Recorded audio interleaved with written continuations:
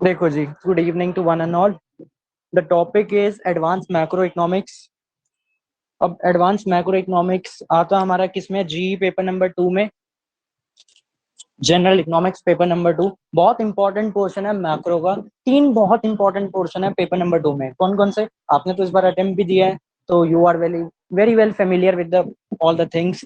Macro, international, growth and development, ये तीन बहुत इंपॉर्टेंट पार्ट है पेपर नंबर 2 के।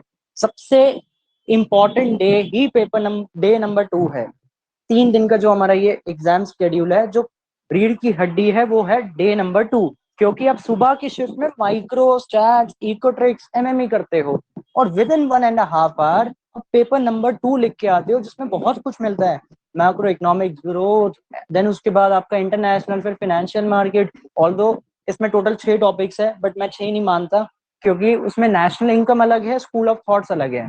आपका सिलेबस अगर आप देखो as per the UPSC syllabus, उसमें उन्होंने क्या किया है, नेशनल इनकम को अलग कर रखा है 1, स्कूल ऑफ थॉट्स को अलग कर रखा है 2, थर्ड पे किया हुआ है advance macro economics, this is the third point AM. Fourth is the fin market, then उसके बाद ग्रोथ एंड डेवलपमेंट, देन उसके बाद इंटरनेशनल, इको, एंड देन उसके बाद बीओपी। अब मैंने क्या काम किया, हमने इसको मर्ज कर दिया, ये दोनों को उठा के इसके अंदर डाल दिया और ये वाले को उठा के इसके अंदर डाल दिया। तो ये 3 का बन गया 1, ये हुआ आपका 2, ये हुआ 3, ये हुआ 4। लग गए 4 टॉपिक। तो उसने ऐसे ऐसे स्प्लिट कर रखा था, मैंने मर्ज कर दिया, क्योंकि national income is a part of this only. 11वीं 12वीं 12th में आती है मैक्रो नेशनल इनकम, वो भी मैक्रो का ही पार्ट होती है। देन स्कूल ऑफ थॉट्स, यहाँ पे अगेन आज भी हम स्कूल ऑफ थॉट्स की बात करेंगे स्टार्टिंग से, तो बहुत इंपॉर्टेंट क्लास होगी, बहुत मजा आएगा और नई नई बातें आपको पता चलेगी आज। तो इन दोनों को मैंने इसके अंदर ही डाल दिया, मैक्रो इकोनॉमिक्स के अंदर। ये फिर सारा सेपरेट है और बीओपी को इंटरनेशनल के साथ मर्ज कर दिया। इंटरनेशनल इकोनॉमिक्स में मेजरली 2 पार्ट है आपके, एक है आपका ओल्ड थ्योरीज, एक है आपकी न्यू थ्योरीज। देन उसके बाद फिर बैलेंस ऑफ पेमेंट का पूरा कॉन्सेप्ट चलता है। सो ये हमारा पेपर नंबर 2 का फॉर्मेट है। इसलिए डे 2 इज इंपॉर्टेंट, क्योंकि सुबह इतना सारा, अब दोपहर के नून में इतना सब लिख के आना, तो जितना दिमाग के अंदर रिटेन होगा उतना ही हम ऑन पेपर फिर प्रोड्यूस कर पाते हैं चीजों को। सो शुरुआत करते हैं मैक्रो इकोनॉमिक्स से। एंड सबसे पहली बात जो मैं हर बार शुरू करता हूँ, स्टार्टिंग ही मेरी इसी से होती है, what is the meaning of the, खुल भाई, इक्विलिब्रियम। कौन सी बला है ये इक्विलिब्रियम? जी अपर्णा जी, मेरे ज्यादातर क्वेश्चन आज ना आपकी तरफ ही आने वाले हैं, बिकॉज वो दोनों तो ऑलरेडी पढ़ चुके हैं टॉपिक, इसलिए। क्या मतलब होता है इक्विलिब्रियम का? Any idea?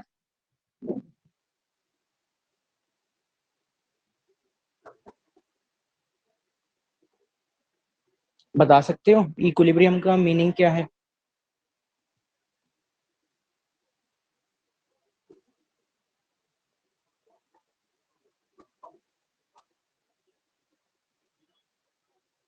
हाँ जी मैडम, क्या मतलब होता है इक्विलिब्रियम का?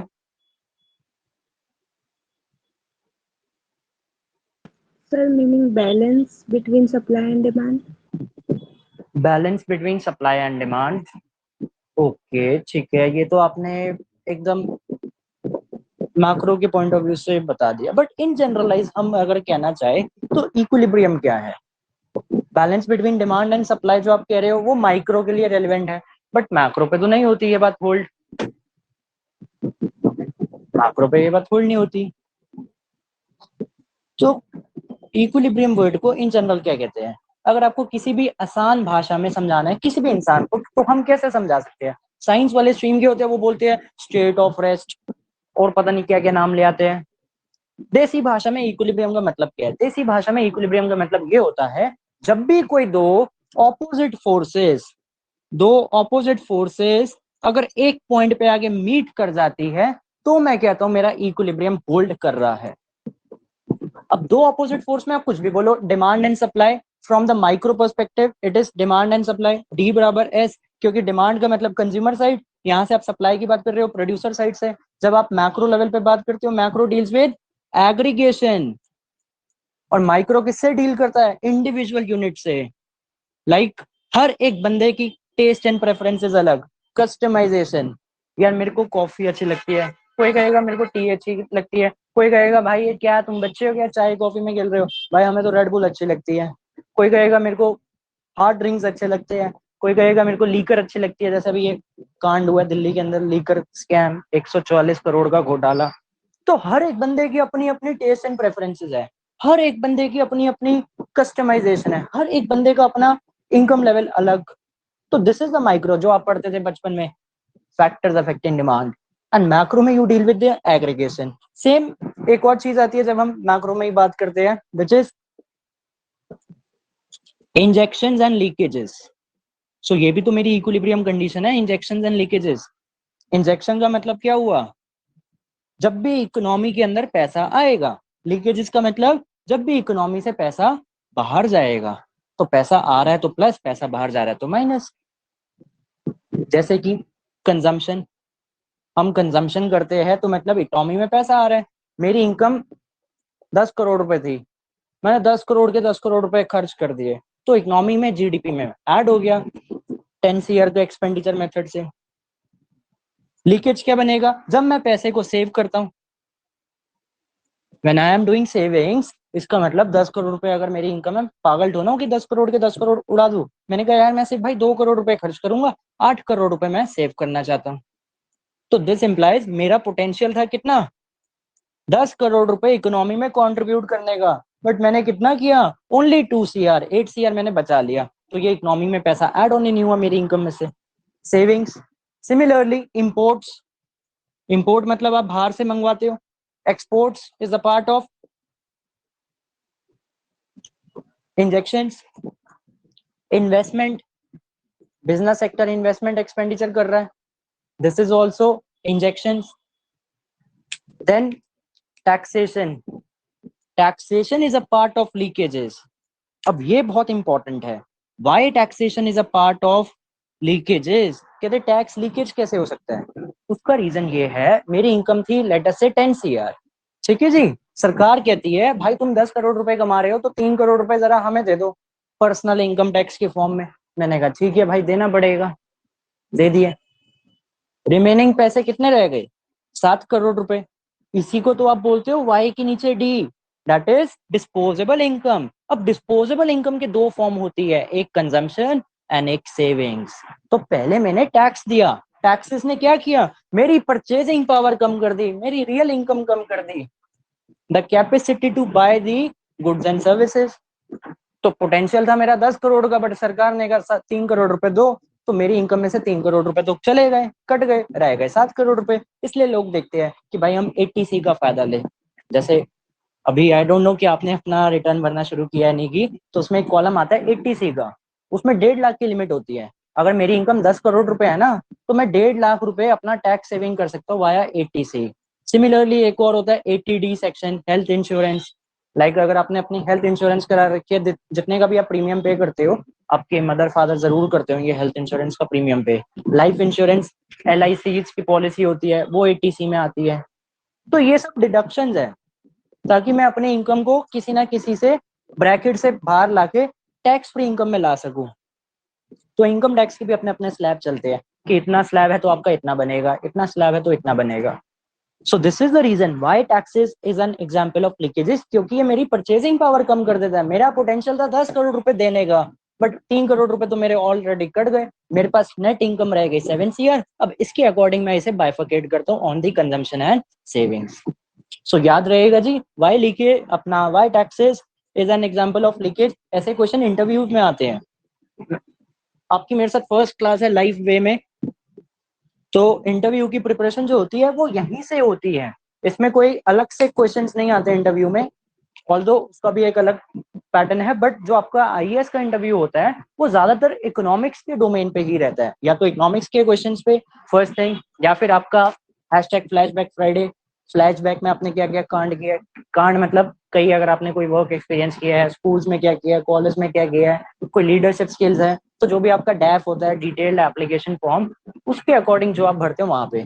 आपकी हॉबीज के ऊपर, कोई कहता है यार मैंने तो कुछ भी नहीं किया 5 साल, खाली बैठे रहे थे। तो आपकी हॉबीज के ऊपर क्वेश्चन पूछेगा, सब्जेक्ट रिलेटेड पूछेगा, आपसे पूछेगा आपके स्ट्रॉन्ग एरियाज कौन से हैं।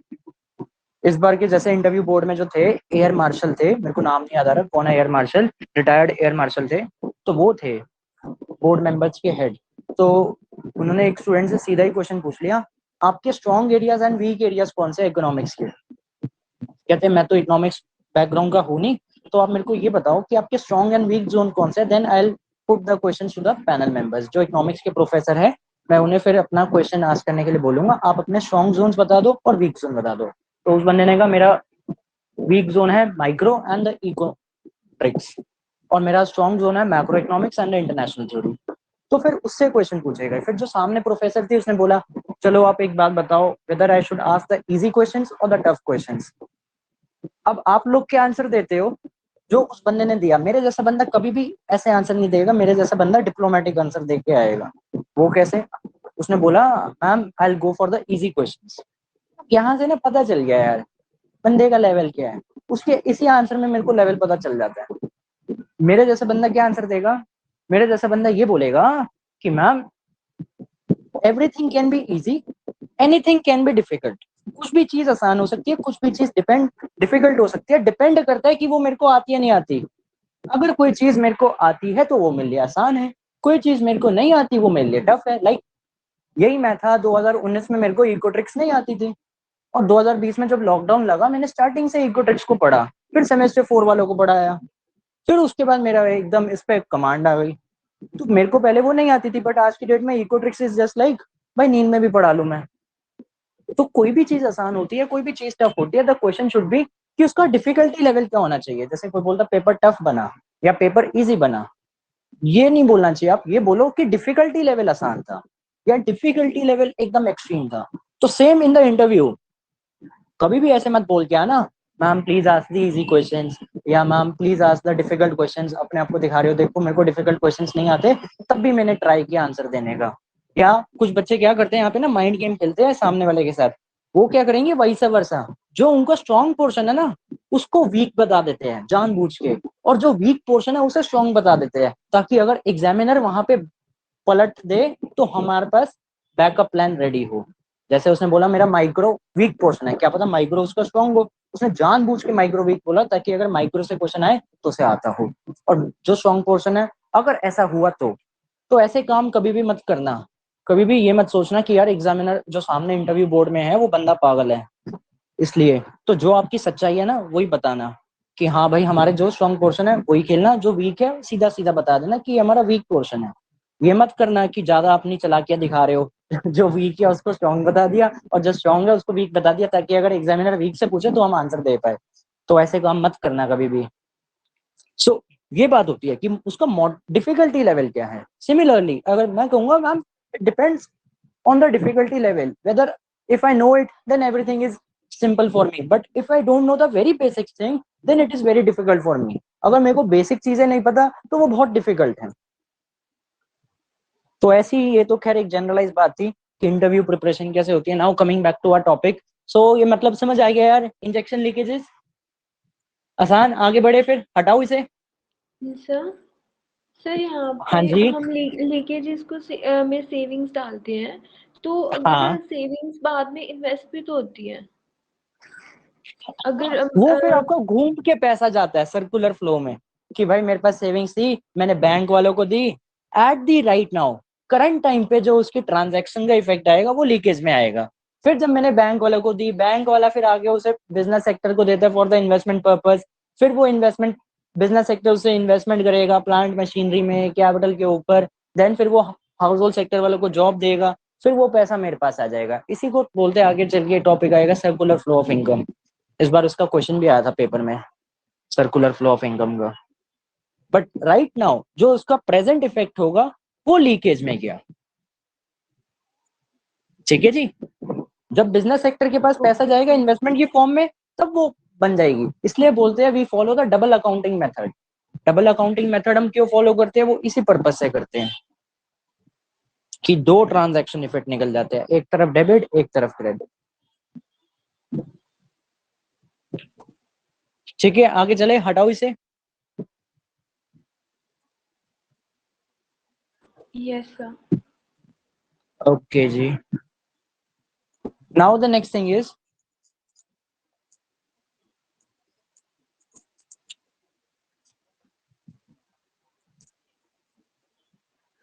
so for the macroeconomics हमारी कंडीशन क्या बन गई? Aggregate demand must be equal to aggregate supply. अब मैं अपने टॉपिक पे वापस आ जाता हूँ कि एडी बराबर एएस होना चाहिए। इसी के बाद फिर हमने क्या डिस्कस किया था? ये हमारी इक्विलिब्रियम कंडीशन तो है। We know that there can be two options. कौन कौन से? या तो AD can be more than AS, first option जो लग सकता है, और AD can be less than AS, दूसरा ऑप्शन। अगर एडी एएस से ज्यादा है तो इसे क्या कहते थे?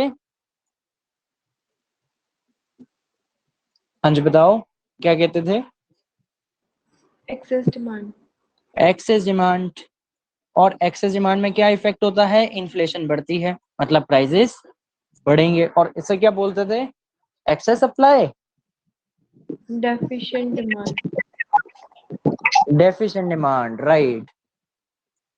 एक्सेस सप्लाई मत लिख देना, it is a case of deficient demand. अब इसी की हमने रीजनिंग फिर आगे चलाई थी कि why here we are saying deficient demand and why not the excess supply. तो यहीं से फिर उसका जन्म हुआ, किस टॉपिक का? Classical versus Keynes theory. So जो 1929 ईयर था, that is the year of great depression. तो 1929 में हमने क्या कहा था कि ईयर ऑफ ग्रेट डिप्रेशन तो है वो, क्योंकि उससे पहले जो भी इकोनॉमिक्स थ्योरी चलती थी उस सबको हमने ग्रुप बना दिया, जिसको बोला क्लासिकल स्कूल। क्लासिकल स्कूल मतलब कि वो लोग हैं जिनकी एक जैसी थिंकिंग है, जो एक जैसी थिंकिंग के ऊपर काम करते हैं। तो इससे पहले इनकी थ्योरी अच्छी चल रही थी, इसी में वो सारे आते हैं। एडम स्मिथ, जेबी सेज, जिसका एक बहुत फेमस लॉ है, supply creates its own demand, वो दिया ही इसी ने था, जेबी सेज। तो अब 1929 जो ईयर ऑफ ग्रेट डिप्रेशन है, बेसिकली उसमें हुआ क्या? वी नो दैट एक टर्म होती है जिसे ट्रेड साइकिल्स बोलते हैं या बिजनेस साइकिल्स बोलते हैं। चार टाइप की बिजनेस साइकिल या ट्रेड साइकिल होती है। कौन कौन सी? Boom boom Bumrah, boom period, फिर बताओ? Recession, recession, then depression, depression. ये कौन सा डिप्रेशन है, इंसानों वाला या इकोनॉमी वाला? econ, इकोनॉमी वाला डिप्रेशन। तो हमने जब इसको ग्राफ पे रिप्रेजेंट किया, on here we are measuring the time period and here we are measuring the output. Output बोलो, जीडीपी बोलो, वाई, ये सारा यहीं पे आएगा। जैसे इस बार का जो इकोनॉमिक सर्वे था पिछले साल वाला, तो उसमें बोला था इंडियन इकोनॉमी की जो रिकवरी है वो क्या है? V shape. वी शेप मतलब किसका ग्राफ होता है वी शेप? मैथमेटिक्स में मॉड फंक्शन ऐसे लिखते थे ना आप, मॉड एक्स मतलब एक प्लस का x, if x is more than zero, फिर जीरो, एक्स बराबर जीरो है तो फिर minus x, x less than negative पे। 11वीं क्लास की मैथ्स, मॉड फंक्शन का वी शेप ग्राफ। तो वही सेम बात आती है कि वी शेप मतलब पहले फॉल हुआ कोविड पीरियड में, फिर मिनिमम पे आया जब एक्सट्रीम पे कोविड था, अप्रैल ऑफ 2021। उसके बाद आफ्टर जुलाई 2021 रिकवरी होना शुरू हो गई। तो इन जनरलाइज वो तो शेप आई एम्पेरिकल डेटा, जब हमने प्लॉट किया अपनी इकोनॉमी का डेटा। बट वैसे हम क्या कहते हैं? हम बोलते हैं इसका जो ग्राफ है वो ईसीजी लाइंस की तरह चलता है। If it is a boom period तो वो ये पॉइंट हो गया, उसके बाद अगर रिसेशन आएगा तो ये पॉइंट हो गया, डिप्रेशन आएगा तो वो मिनिमम हो गया, फिर रिकवरी हो गई। तो ए से बी तक का जो डिस्टेंस है वो कौन है? रिसेशन। जो बी है वो कौन है? डिप्रेशन। फिर दोबारा बी से हम वापस जा रहे हैं, let us say this is point C again, boom period. तो बी से सी की जो जर्नी है दैट इज रिकवरी। अब डिपेंड करता है कि एक इकोनॉमी अपने रिसेशन, जब उसका आउटपुट धीरे धीरे कम हो रहा है, वो उसी को वहां से टर्न ओवर करवा दे, मतलब वही उसका रिसेशन फेज डिप्रेशन बन जाए, ज्यादा डाउनफॉल ना आए। जितना ज्यादा आउटपुट, आपका ये आउटपुट है ना वो एक्सिस पे, तो देखो यहाँ पे ऐसे हम लिखते थे 0 1 2 3 4। अब ये ऊपर है तो मतलब इसकी वैल्यू ज्यादा है, ये नीचे है तो आउटपुट की वैल्यू कम। तो हमारा काम क्या होना चाहिए कि जैसे आउटपुट कम हो रहा है वैसे ही हम वापस इकोनॉमी में कुछ ना कुछ पैकेजेस देके बूस्ट अप कर दे। लाइक जब लॉकडाउन लगा तब ये पैकेज दिया गया, आत्मनिर्भर भारत पैकेज। वो इसलिए पैकेजेस निकले ताकि हम अगर रिसेशन की तरफ मूव ऑन कर रहे हैं तो वहीं से हम वापस मुड़ जाए ऊपर रिकवरी फेज में, ज्यादा आउटपुट नीचे ना जाए। अगर जितना ज्यादा गिरता रहेगा उतनी दिक्कत है। श्रीलंका में यही तो हुआ, उसने इतना ज्यादा लोन ले लिया, आईएमएफ से लोन ले लिया, चाइना से लोन ले लिया, इंडिया से लोन ले लिया, सबसे तो लोन ले लिया, डेट ट्रैप में फंस गया वो। एक का लोन लिया, दूसरे से लोन ले रहा है, किस लिए? एक को पैसे देने के लिए। जैसे मान लो मैंने पलक जी से पैसे लिए, 1000 रुपए ले लिए, अब मेरे पास 1000 रुपए थे, मैंने उड़ा दिए कहीं ना कहीं, मान लो सट्टा बाजारी खेल ली, वहां पे उड़ा दिया म्यूचुअल फंड में खेल के, तो अब मेरे पास कुछ रहा नहीं। मैंने रितिका को बोला यार 1000 रुपए दे दो, मेरे को चाहिए। उसने मेरे को 1000 रुपए दे दिए, मैंने पलक के 1000 रुपए रीपे करने के लिए उससे लिए, उसको दिए। अब उसका जो इंटरेस्ट है वो अलग है, एड ऑन।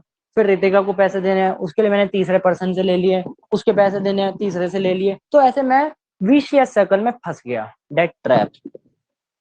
और उन्होंने क्या किया, टैक्स रेट अपना कम कर दिया श्रीलंका ने।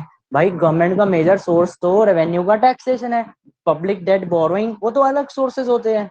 मेन पैसा तो टैक्सेस से आता है, चाहे वो डायरेक्ट टैक्स हो, चाहे वो आपका जीएसटी कलेक्शन हो, वहीं से हमें मेजर पैसा मिलता है। अगर वही नहीं होगा, टैक्सेस अगर हम कम करते रहेंगे तो रेवेन्यू नहीं आएगा, रेवेन्यू नहीं आएगा, आपके एक्सपेंडिचर बढ़ते रह रहे हैं, रेवेन्यू कम होता रह रहा है, डेफिसिट में आप आते गए। जब हम गवर्नमेंट बजट के डेफिसिट की बात करते हैं तो हम कहते हैं द डेफिसिट की, लिख दिया यार मैंने, शिट आपसे पूछना चाहिए था, चलो कोई नहीं। डेफिसिट की जो सेफर लिमिट है, that should be the 5% of GDP. 5% of GDP should be the budget deficit. इसी रेंज में रहना चाहिए। 1991 इकोनॉमिक रिफॉर्म्स के टाइम पे हमारा ये डेफिसिट डबल डिजिट में चला गया था, बहुत ऊपर, 5% की लिमिट को क्रॉस कर गया। आज की डेट में करंटली इट इज 3 और 3.5% ऑफ जीडीपी, उसके आसपास चल रहा है। तो मतलब 5% की लिमिट से सेफ है। ये बेंचमार्क बना रखा है एम्पेरिकली डेटा निकाल के कि एटलीस्ट 5% से कम होना चाहिए, कि जितना 5% से कम होगा मतलब हम उतनी अच्छी कंडीशन में हैं। अगर 5% से क्रॉस कर जाएगा तो that is alarming situation for our country. So इसलिए हम कहते हैं वो ओरिजिनल डेटा था, ओरिजिनल मतलब इकोनॉमी का जो रियल लाइफ डेटा था उसको प्लॉट किया तो वी शेप कर्व हमें मिला। और वैसे हम क्या कहते हैं, इसकी जो लाइनें होती है वो ईसीजी की तरह चलती रहती है। सो this is the trade cycle कि 1929 से पहले इकोनॉमी जो अच्छा खासा चल रही थी एकदम रिसेशन में आ गई। वो क्यों? क्योंकि जितने भी डेवलप इकोनॉमीज थे उस टाइम पे, वहां पे आउटपुट कम हो गया, 1/3 से 33% से लगभग। अनएम्प्लॉयमेंट रेट बढ़ता जा रहा था, आउटपुट कम हो रहा है, अनएम्प्लॉयमेंट रेट बढ़ रहा है, लोगों के पास जॉब्स नहीं है, जॉब नहीं है मतलब पैसे नहीं है, पैसे नहीं है तो एक्सपेंडिचर नहीं होगा, एक्सपेंडिचर नहीं होगा तो इकोनॉमी ग्रो नहीं करेगी, जब तक खर्चे नहीं होंगे तो ग्रो नहीं करेगी। इसलिए लॉकडाउन नहीं लग सकता। लाइक दिल्ली में अभी मैं आजकल ही देख रहा था यार, पता नहीं 8000 केसेस आए हैं आजकल के आसपास ही, लग नहीं रहा बाहर 8000 केसेस आया है। आज की डेट में ही एक सर्वे आया, उसमें बोला कि हर दूसरे घर में कोई ना कोई person is affected with Covid और उससे सिम्टम से रिलेटेड। ये है कि सबने 2-2 वैक्सीन लगा रखी है, बूस्टर डोज लगा रखे हैं, इसलिए उसका सीवियर इफेक्ट नहीं हो रहा। वरना इस बार भी पिछले बार से ज्यादा तहलका मचना चाहिए था, बट नहीं मचा, क्योंकि पिछले वाला तो बहुत खतरनाक वेरिएंट था। इस बार ये जो आया नया एमिक्रॉन करके, ये इतना खतरनाक नहीं है। और क्योंकि वैक्सीन 2-2 लगी है, प्लस बूस्टर डोज लगी है, प्लस हमारी जो बॉडी है वो ऑलरेडी वो वायरस से फेमिलियर हो चुकी है, तो इसलिए उसका ज्यादा सीवियर इफेक्ट नहीं है। वरना 8000 केसेस बहुत बड़ी बात होती है। तो आज सुबह आया कि इसका इफेक्ट नहीं आया इतना, क्योंकि due to the vaccination, booster dose and the antibodies are familiar with that particular virus. वो उसको जान चुकी है वायरस को, इसलिए वो ऑलरेडी उसे एकोमोडेट कर लेती है हमारी बॉडी। तो वरना तो ये बहुत खतरनाक था कि भाई 10,000, ऐसे लग रहा था कि दोबारा लॉकडाउन जैसी सिचुएशन ना हो जाए, बट वो हो नहीं सकता अब, क्योंकि अब तो ये रहेगा ही, फिर जाएगा तो ना, कोई ना कोई केसेस तो आते रहेंगे। बट ये था 8000 एकदम से सडन इंक्रीमेंट हुआ, तो that was the alarming situation कि अब क्या करें। बट फिर बाद में डेटा देखा कि इतना ज्यादा है नहीं, और ये तो वो है जो लोग टेस्ट करा रहे हैं। एक्चुअल में लोग तो टेस्ट भी नहीं कराते हैं, बहुत सारे लोग घर पे ही सेल्फ ट्रीटमेंट कर लेते हैं। तो जब ये लॉकडाउन लगा उसमें वही काम हुआ था, रिसेशन फेज आना शुरू हो गया, क्योंकि दुकानें बंद, काम धंधे बंद, सारी चीजें बंद, हाफ सैलरी पे लोग काम कर रहे थे, 30% पे काम कर रहे थे, 10% पे काम कर रहे थे, तो पैसे नहीं थे तो एक्सपेंडिचर नहीं होगा, सरकार के पास रेवेन्यू नहीं आएगा तो सरकार एक्सपेंडिचर नहीं कर पाएगी। तो यही सेम हाल 1929 से पहले चला। और इससे पहले जितनी भी थ्योरीज की जो अजम्पशन थी, तो हमने सारे इकोनॉमिक्स को एक ग्रुप बना दिया और उनसे बोला कि these are the like minded people, जो एक जैसी सोच रखते हैं। और उनकी अजम्पशंस क्या क्या निकली? सबसे पहली अजम्पशन क्लासिकल की क्या बता सकते हो? सर सर हाँ लास्ट टाइम जी, जब आपने ये करवाया था, जो ये ट्रेड साइकिल कराया था, इसमें सर आपने हाँ, एक लाइन के बारे में बताया था कि एक नीचे लाइन होती है, वो वो क्या ट्रो था? ट्रो बोलते हैं उसे। वो कुछ नहीं होती, वो जस्ट एक इमेजिनरी लाइन ऐसे चलती रहती है, उसके ऊपर वो सारे पॉइंट्स प्लॉट होते हैं। ट्रो, वो किसी ने मेरे से पूछा था, चाहे कौन थी वो, एक थी स्टूडेंट, किसी ने पूछा था कि वो लाइन होती है वो क्या होती है, तो उसका कोई लेना देना नहीं है, वो ट्रो होता है, TROUGH। हम तो नॉर्मल उसे जब प्लॉट करते तो उन सारे जो पॉइंट्स को जब ज्वाइन किया तब वो मिलता था ट्रो।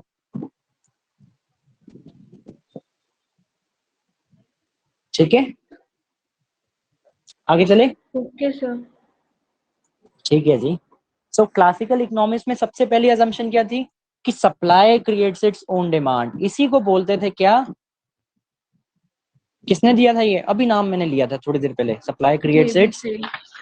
JB sells own demand. ये इंटरव्यू के टाइम या फिर आंसर राइटिंग के टाइम हम लिख सकते हैं ब्रैकेट में, इन द वर्ड्स ऑफ सेल्स या in the words of JB सेल्स supply creates its own demand. This is the main feature of the classical economics कि सप्लाई अपनी डिमांड खुद जनरेट करेगी। और दूसरी बात ये क्या बोलते थे,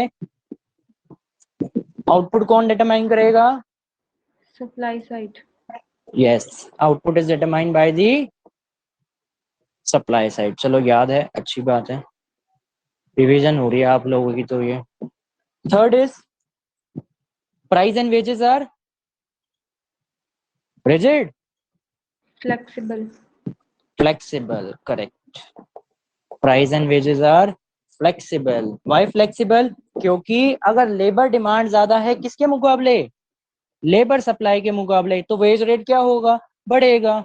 और अगर लेबर डिमांड कम है लेबर सप्लाई के मुकाबले तो वेज रेट क्या होगा, डिक्रीज होगा। तो ऑटोमेटिक एडजस्टमेंट हो जाएगी। और ये लोग क्या कहते थे, देयर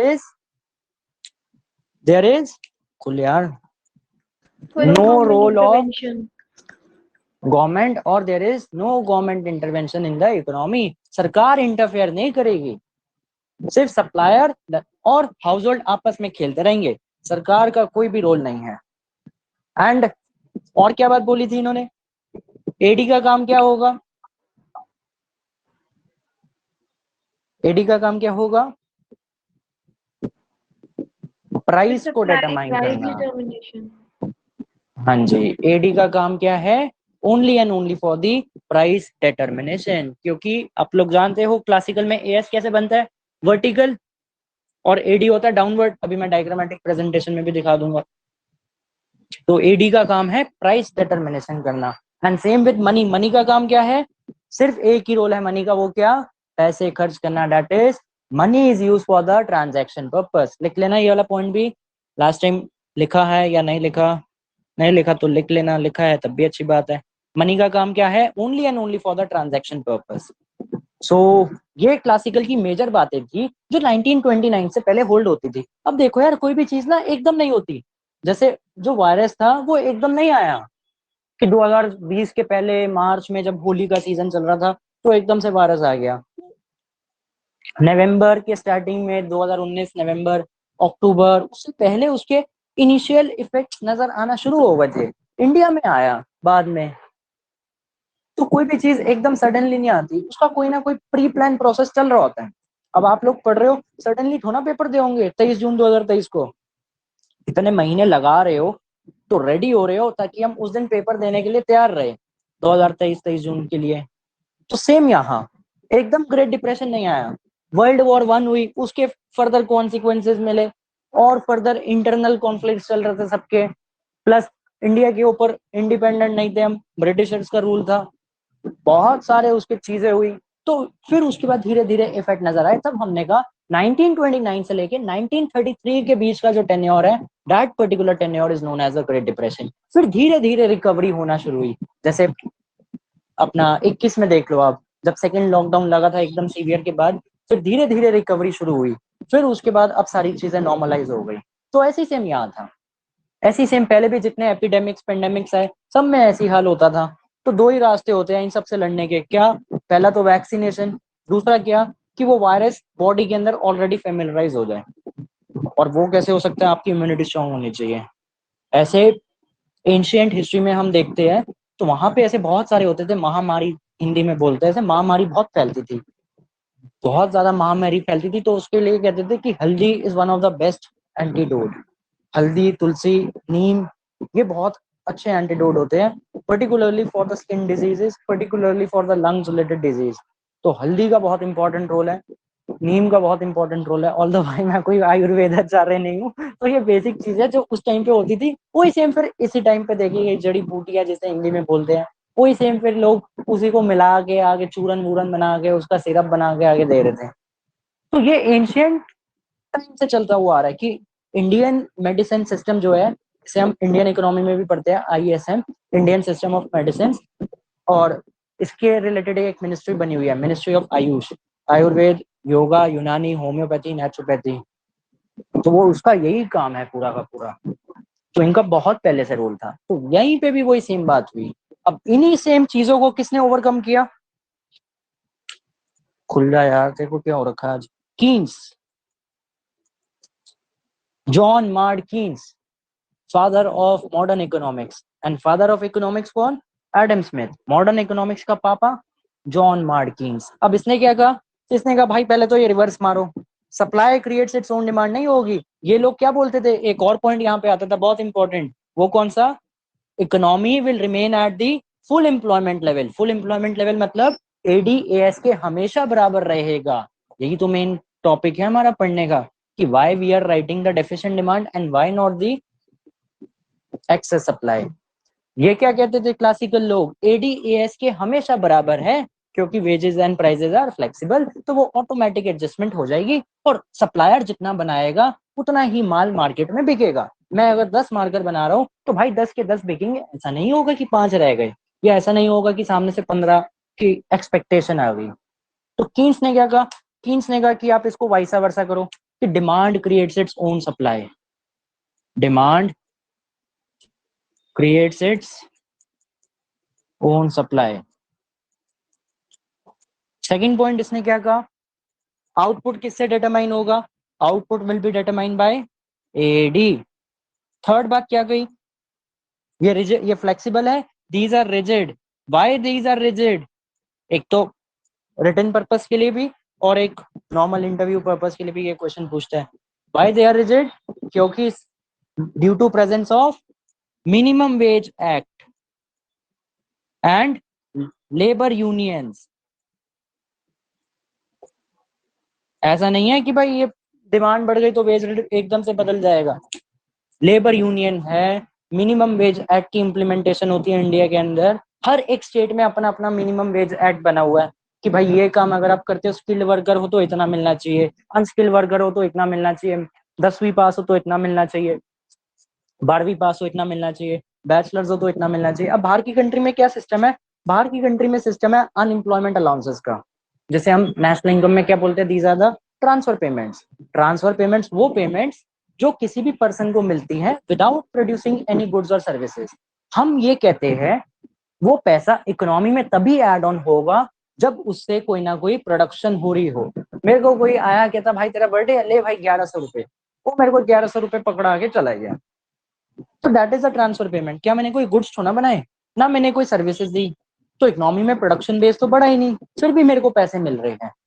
तो ऐसी सेम होता है अनएम्प्लॉयमेंट अलाउंस। मैं काम नहीं कर रहा तब भी मेरे को सरकार की तरफ से कोई ना कोई अलाउंसेस मिल रहा है, सो दैट जब तक मेरे को काम ना मिल जाए मेरे को एक कुछ ना कुछ अमाउंट आता रहे जिससे मैं अपने एक्सपेंसेस निकाल सकूं। अगर ये सेम इंडिया में शुरू हो गया ना, जो लोग आज की डेट में थोड़ा बहुत भी काम कर रहे हैं ना, वो भी अनएम्प्लॉयड होना पसंद होंगे, कहेंगे यार सरकार बोलती है हम आपको 10,000 रुपये महीना देंगे फ्री में। फ्री तो है ये एक तरीके का, तो अगर आप काम नहीं कर रहे तो आपको हम 10,000 रुपये महीना देंगे। मेरे को काम मिल रहा है 12,000 रुपये में, मैं कहूंगा यार भाई मैं क्यों 2,000 रुपये के लिए इतनी मेहनत कर रहा हूँ, 10,000 रुपये आ रहा है, सही है, उसको ही फिर मैं Dream11 पे लगा दूंगा, थोड़ा बहुत म्यूचुअल फंड में लगा दूंगा, थोड़ा बहुत मैचों में पैसा लगा दूंगा, घर पे बैठ के खेलता रहूंगा मोबाइल फोन के थ्रू, कभी लूडो में पैसा लगा दूंगा, और वो आगे बढ़ गया तो बढ़िया, नहीं बढ़ा कोई दिक्कत नहीं। यही काम तो कर रहे हैं आज की डेट में लोग, और क्या कर रहे हैं। सो ये कभी भी चीज ना इंडिया में नहीं होनी चाहिए और होनी भी नहीं चाहिए। जैसे पंजाब में बोला गया कि भाई हम आपको 1,000 रुपए पर महीना देंगे। अरे क्यों दे रहे हो 1,000 रुपए पर महीना? आप लोगों को काम कराने की बजाय उनको आलसी बना रहे हो, उनके मन में एक वो डाल रहे हो कि भाई अगर तुम काम करते हो तो तुम्हें 2,000 रुपए मिल रहे हैं। बंदा सोचेगा मैं काम क्यों करूं, जब मेरे को बैठे बिठाए 1000 रुपए मिल रहे हैं तो मैं पागल थोड़ा हूँ 1000 रुपए के लिए मेहनत करूँ। So price and wages are the rigid due to presence of the labour union and minimum wage act. और आउटपुट किससे डिटरमाइन होगा? एडी साइड से। एएस का क्या काम होगा? जैसे यहाँ पे था प्राइस एडी से, यहाँ पे क्या है प्राइस एएस से। और money has only one purpose, transaction purpose. Money can be use for, जैसे आप बोलते हो कीन्स डिमांड फॉर मनी, पहला ट्रांजैक्शन पर्पस के लिए पैसा लगाते हैं बंदे गुड्स एंड सर्विसेज परचेज करने के लिए। दूसरा किसके लिए? Precautionary purpose. प्रिकॉशनरी मीन्स कल को अगर कोई भाई मेडिकल एक्सपेंस आ गया तो उसके लिए हमारे पास एक सेविंग्स होनी चाहिए अच्छी खासी। तो पहले मैंने अपनी नीड्स को पूरा किया, नीड्स पूरा करने के बाद कुछ पैसे मैंने एज अ प्रिकॉशनरी बना दिए ताकि कल को अगर कुछ मेडिकल एक्सपेंस है या कुछ भी है तो मेरे पास सेविंग्स होनी चाहिए। अब जो पैसा रह जाएगा, रेजिडुअल इनकम जो मेरी रह गई, now I will use for the speculative purpose. अब मैं सट्टा बाजारी खेलूंगा। सट्टा बाजारी मेरी भाषा में बोलते हैं, इंग्लिश में बोले तो स्पेक्यूलेटिव पर्पस। म्यूचुअल फंड्स हो गए, स्टॉक एक्सचेंज हो गए, बॉन्ड्स हो गए, ठीक है, ड्रीम 11 हो गया, एमपीएल हो गया, लूडो में पैसे लगा रहे हो, इन सब के ऊपर भी सरकार ने देखा है। सरकार कहती है चलो भाई तुम ये सब करते हो, खेलो तुम, ये लीगल कर देते हैं इसको। सिर्फ 3 स्टेट्स हैं इंडिया में जहाँ पे ये लीगल नहीं है, एक मिजोरम, ये ड्रीम 11 फैंटेसी स्पोर्ट्स जो होती है ये सब चीजें, एक मिजोरम है, एक दो और है, एक आंध्र प्रदेश है, एक तेलंगाना है शायद। ये 3 स्टेट्स है जहाँ पे लीगल नहीं है, बाकी सारी जगह लीगल है। गवर्नमेंट कहती है सिंपल सी बात है भाई, अगर आप 10,000 रुपए से ज्यादा कमाते हो तो 33.3% हमें टैक्स दे दो। 33.3% या 38% है, दोनों में से कोई एक रेट है। बंदे कहते हैं ठीक है भाई, मैं 50,000 रुपए जीता, मैंने 40% मान लो सरकार को दे दिया, सरकार भी खुश, कहती है भाई ठीक है हमें टैक्स मिल रहा है और आपकी वाइट इनकम है, लीगल इनकम है, लीगल कर दिया अब तो फिर मैं स्पेक्यूलेटिव पर्पस में अपने पैसे लगाता हूँ, चाहे शेयर मार्केट हो। देखो इंडिया के अंदर क्या कंसेप्ट है, अगर मैं आपको बताऊँ तो इंडिया में ये कंसेप्ट है, अगर कोई मेरे सामने बंदा बैठा हो ना, वो कहे भाई मैं ना म्यूचुअल फंड्स में पैसे लगा रहा हूँ, अपना मोबाइल फोन पे खेल रहा है, म्यूचुअल फंड्स दिखा रहा है मेरे को, ऐसे कि जैसे बहुत पढ़ा लिखा बंदा है। हमारी थिंकिंग ये है कि जो भी बंदा म्यूचुअल फंड में एसआईपी कर रहा है या स्टॉक्स में पैसे लगा रहा है, the person is very intelligent और the person has a very good command over these things. USA में क्या फिलोसफी है? यूएसए में SIP is just like a minimum thing. वो मतलब एक पानी की तरह है भाई, जैसे हम लोग हर इंसान पानी पीता है वो भी पानी पी रहे हैं। तो एसआईपी होना कोई बड़ी बात नहीं है, आम बात है। यूएसए में हर फैमिली की एसआईपी होती है, बच्चा जैसे ही पैदा होगा कोई नया, उसकी तुरंत ही एसआईपी शुरू कर देंगे। बट इंडिया के अंदर ये थिंकिंग है क्या कि भाई एसआईपी है, ओहो अच्छा भाई तुम म्यूचुअल फंड में पैसे लगाते हो, वाह यार, या तो भाई तुम्हारे पास बड़ा दिमाग है, अगर पढ़े लिखे इंसान हो, पढ़े लिखे नहीं हो तो भाई बड़ा पैसा है, दोनों में से एक बात है। वहां ऐसा नहीं है, वहां पे it is just like a bank account, वो एक बैंक अकाउंट की तरह है एसआईपी। तो हर एक बंदे को आज की डेट में तो बहुत मिनिमम है, 100 रुपए महीना से भी है, 500 रुपए महीना से भी है, आप 500 मिनिमम से शुरू करके अपना एसआईपी शुरू कर दो। जब आ जाए यहाँ एक बार भाई आईएएस बन गए फिर क्या, फिर तो 10 एसआईपी खुल जाएगी, फिर तो 1-1 करोड़ रुपए की पेटियां आ रही होगी घर पे। दिवाली पे इतनी पेटियां आ रही होती है जिसकी कोई हद नहीं, दिवाली के ऊपर, नए साल के ऊपर। तो तब हम फिर वो स्पेकुलेटिव पर्पस में लगाते हैं। ये कीन्स भाई बता के गया, एकदम सही बात बता के गया कि पहले बंदा अपने नीड्स को पूरी करेगा, फिर वो अपने मेडिकल एक्सपेंसेस को सिक्योर करेगा, कल को कुछ सुख दुख है, कुछ पार्टी वार्टी करनी है, कोई सेविंग्स होनी चाहिए एक अच्छी खासी, फिर उसके बाद मैं जो है मैं उसको फिर साइड इनकम के सोर्स के रूप में या एडिशनल सोर्सेज ऑफ इनकम के रूप में जनरेट में पैसे इन्वेस्ट करना देखता हूँ। एंड तब इसने बात बोली क्या, कहता है नो रोल ऑफ गवर्नमेंट। कहते हैं मैं भी ये कहता हूँ कि इकोनॉमी फुल एम्प्लॉयमेंट इक्विलिब्रियम पे होती है जब एडी बराबर एएस हो, बट गवर्नमेंट का रोल असेंशियल है कब? जब एडी मोर देन हो या जब एडी लेस देन हो। इसलिए हम बोलते हैं it is a case of excess demand and it is a case of deficient demand, क्योंकि कीन्स चलता है डिमांड से, ये लोग तो सप्लाई से चलते थे। पहली बात कि सप्लाई बताएगी कितना सामान सामने डिमांड आने वाली है, दूसरी बात ये कहते थे गवर्नमेंट का कोई रोल नहीं होगा। इस बंदे ने बोला आई ऑल्सो एग्री कि there is full employment if AD बराबर AS, but if AD more than AS, then it is a case of over full employment equilibrium or under full employment equilibrium when AD less than AS. And now there is a need of the government to interfere in the adjustment mechanism so that economy can aim for the or can achieve या can comes closer to the full employment level। देखो AD/AS के बराबर तो हो ही नहीं सकता, ये बात आप भी जानते हैं मैं भी जानते हैं। हम तो एम करते हैं कि हम उसकी तरफ अप्रोच करें जितना कर सकते हैं। इतने सारे चेंजेस हो रहे हैं मैक्रो इकोनॉमिक फैक्टर्स आज की डेट में कि एडी बराबर एएस लाना it is a very difficult task. कहीं पे पॉलिटिकल चेंज हो रहा है, इंडिया के अंदर ही हम देख लो, कहीं पे अभी वो फार्मर्स के लॉ चल रहे थे, वो प्रोटेस्ट, उसके बाद कुछ और कांड चल रहे थे, फिर महाराष्ट्र में गवर्नमेंट शिफ्ट हो गई, फिर उसके बाद कुछ ना कुछ नया कांड होता रहता है, फिर इंटरनेशनल लेवल पे अलग चीजें चलती है। तो वेरी डिफिकल्ट टास्क, हम हमेशा टारगेट करते हैं कि हम उसके क्लोजर जाएं। इसलिए हम कहते हैं it is a case of excess demand and it is a case of deficient demand if AD less than AS, क्योंकि ये बातें कीन्स ने बताई थी। सप्लाई साइड से जो क्लासिकल वाले लोग थे, एडम स्मिथ, कार्ल मार्क्स, जेबी सेज, ये सब कहते थे कि सप्लाई अपनी डिमांड करेगी और सरकार का कोई रोल नहीं है और एडी एस के हमेशा बराबर रहेगा। क्लियर जी? आसान बातें रिवाइज हो गया ये अब अच्छे से? Yes, sir. Yes sir. ठीक है जी। अब इसका फिर डायग्राम भी देख लेते हैं। चित्र वर्णन, बचपन में टॉपिक आता था, चित्र वर्णन कीजिए। इसका चित्र भी बना देते हैं दोनों का। डायग्राम बनाया हुआ है आपने पहले तो, वेल एंड गुड, नहीं बनाया होगा तो आप बना लेना प्लीज। ये देखो, खाट करके लाइन मारी, खाट करके ये किया, क्या आता है यहाँ पे, वाई एक्सिस पे प्राइस आता है, यहाँ पे आउटपुट आता है। क्लासिकल एएस कैसे बनता है, खाट करके वर्टिकल लाइन, ऑल्दो इसकी भी 3 पेज की डेरिवेशन आएगी, नेक्स्ट क्लास का टॉपिक यही है हमारा। Why classical AS is a vertical line. और एडी मैं अभी कॉन्वेक्स बना देता हूँ।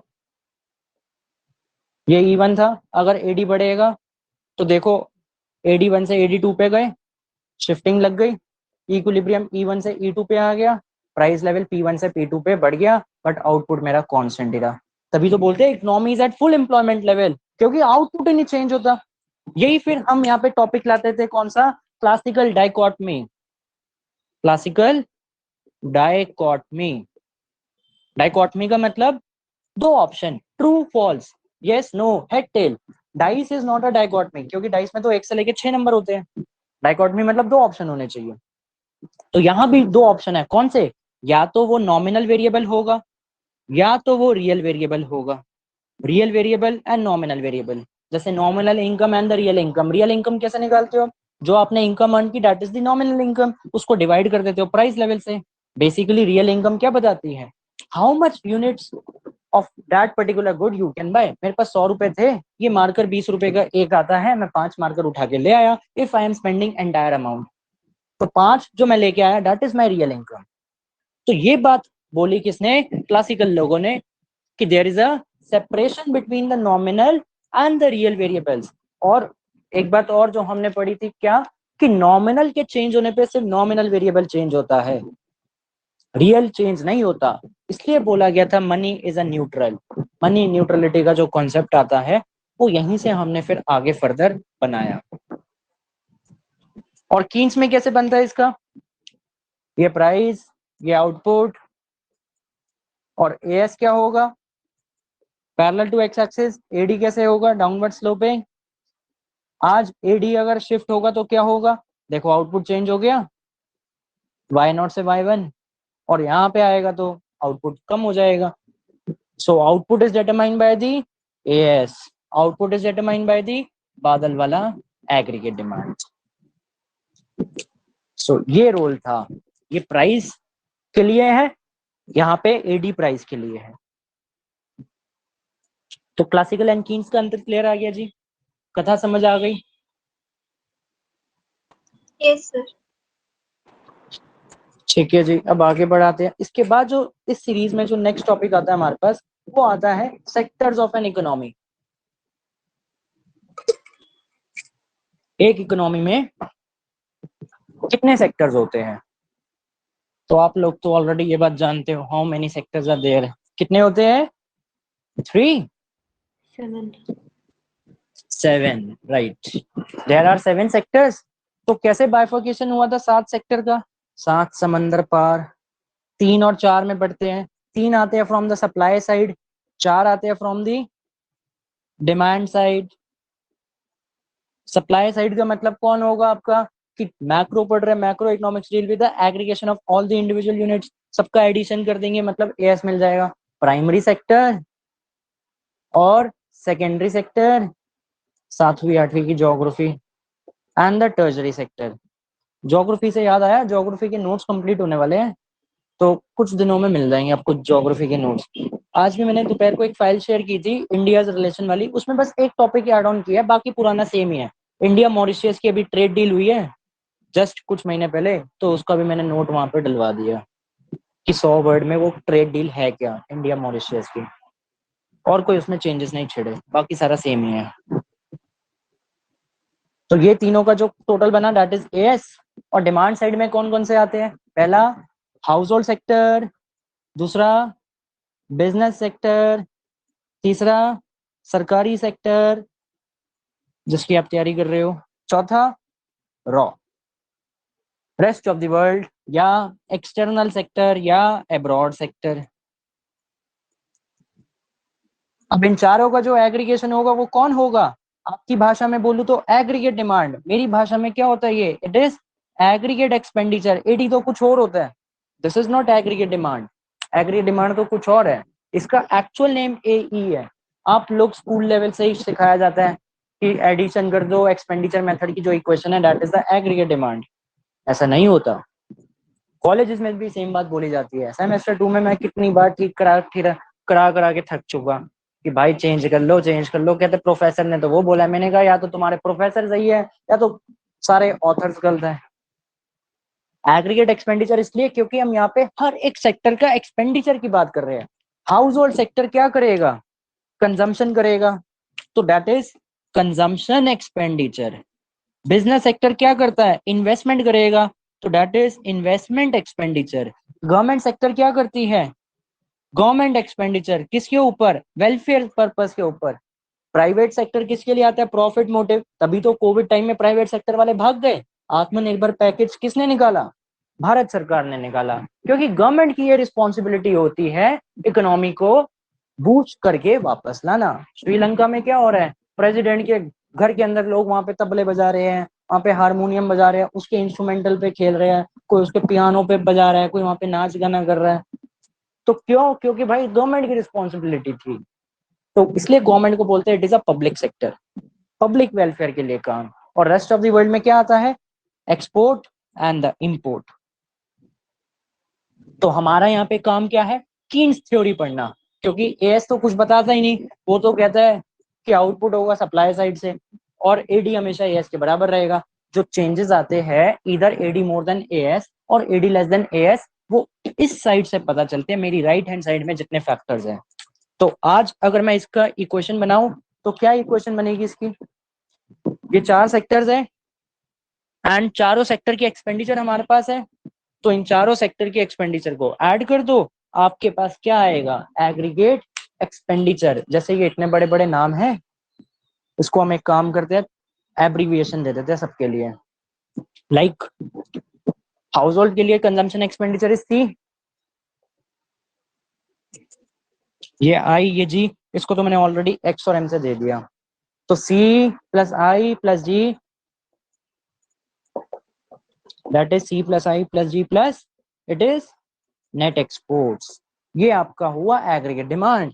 बट कायदे से ये कौन है? ए ई है, C plus I plus G plus N X. So this is the A की इक्वेशन। चारों सेक्टर के consumption expenditure, investment expenditure, government sector का expenditure and export minus import का डिफरेंसेस ऐड कर देना। एक्सपोर्ट का मतलब वो पार्ट जो मेरे टेरिटरी में बना है, इंपोर्ट का मतलब वो पार्ट जो मैंने अपनी टेरिटरी नहीं किसी दूसरे टेरिटरी से मंगवाया है। क्लियर जी? आगे बढ़ाए कथा? Yes sir. ठीक है जी। तो अब इसके बाद क्या कहते थे हम, अगर याद हो तो? बांटते थे हर एक वेरिएबल को 2 पार्ट में, या तो डोमेस्टिक में बटेगा या तो फॉरेन में बटेगा। तो सी बटेगा किस में? या तो मैं डोमेस्टिक गुड्स के ऊपर खर्चा करता हूँ या मैं फॉरेन गुड्स के ऊपर खर्चा करता हूँ। यही बातें होती है ना, इधर I consume the domestic goods और I consume foreign goods. Same with investment, या तो डोमेस्टिक फर्म इन्वेस्टमेंट करती है या तो फॉरेन फर्म इन्वेस्टमेंट करती है, या तो गवर्नमेंट डोमेस्टिक में करेगी या फॉरेन में करेगी। एंड एक्सपोर्ट एंड इंपोर्ट तो है। तो मेरी इकोनॉमी कब ग्रो करेगी? जब इनमें से कौन बढ़ेगा? डी वाला पोर्शन और एफ वाला पोर्शन। डी।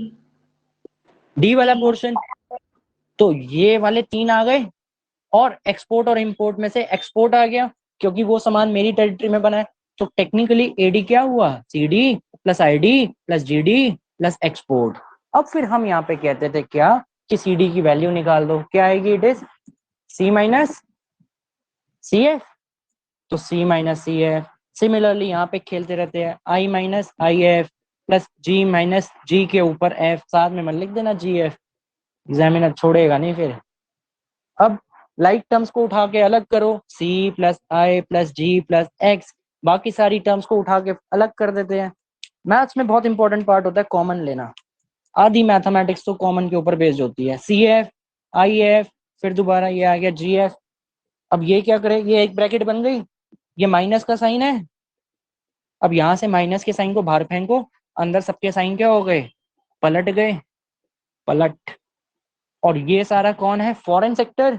फॉरेन सेक्टर का मतलब क्या होता था, इंपोर्ट, जो खर्चा मैं बाहर के सामान पे कर रहा हूँ, expenditure on foreign goods, investment by foreign firms, तो that is your M.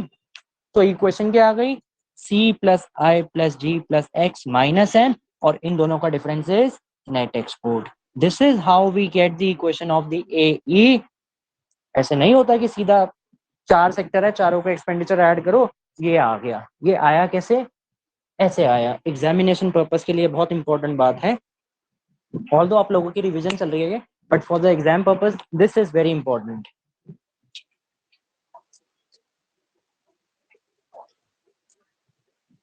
Clear हो गई यहाँ तक बात, कोई डाउट इसमें? No sir. आसान बातें, नोट करना तो कर लो, फिर हटा के आगे चलते हैं।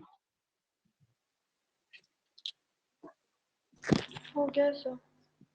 हो गया जी। एक बात मैंने इसमें नहीं लिखाई होगी, क्या ये y क्या होता है मेरा, जब हम इक्विलिब्रियम लेवल ऑफ इनकम की बात करते हैं तो इक्विलिब्रियम कंडीशन क्या होगी, इट इज y बराबर ए ई।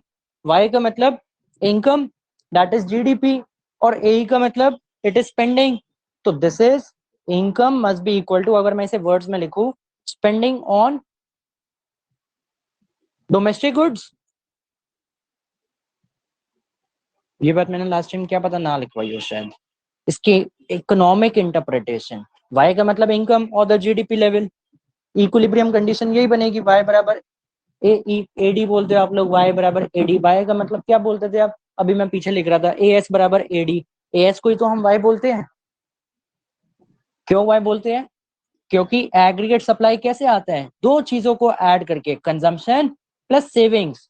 और ये बात आप जानते हो, इनकम के दो ही तो कंपोनेंट होते हैं, कंजम्पशन एंड सेविंग्स, इन दोनों का एडिशन आपको y मिलता है। तो therefore S is equal to y।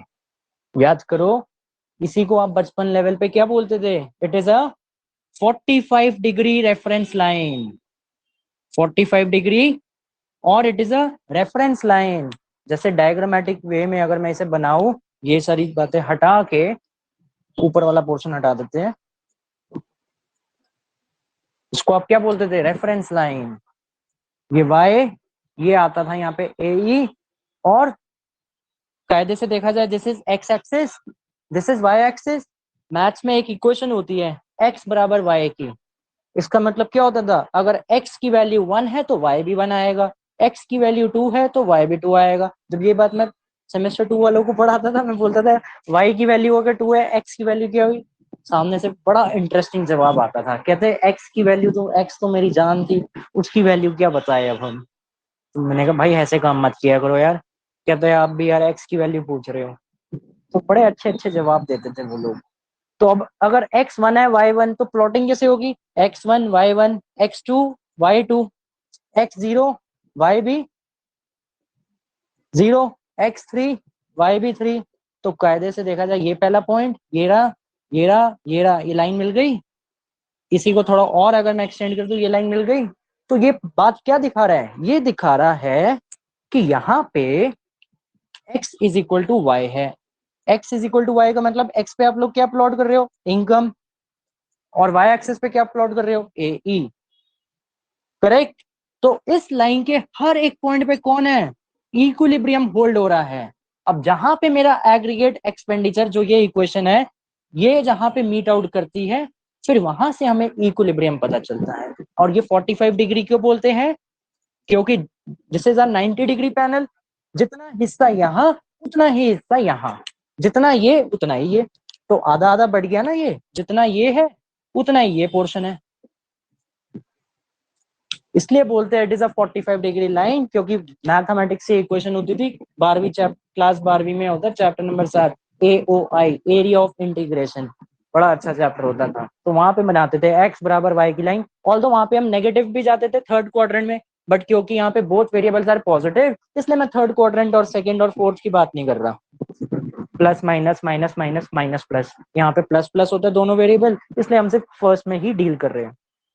Although ये लाइन मैथमेटिक्स में ये फिर नीचे भी जाती है, बट हमारे लिए ये यहीं पे शुरुआत है और ये ऐसे खत्म। तो इसलिए बोलते हैं 45 डिग्री लाइन क्या है? रेफरेंस लाइन, क्योंकि इस लाइन पे हर एक पॉइंट पे मेरा इक्विलिब्रियम होल्ड है। अब जब मैं एडी प्लॉट करूंगा, मतलब ए प्लॉट करूंगा, तो जहां वो इसे इंटरसेक्ट करेगा वो मेरा इक्विलिब्रियम होगा। क्लियर? Yes, sir. हाँ जी, बोला क्लियर हो गया ये वाला सिनेरियो? Yes sir. ठीक है जी। तो अब इसकी इकोनॉमिक इंटरप्रिटेशन पे आते हैं।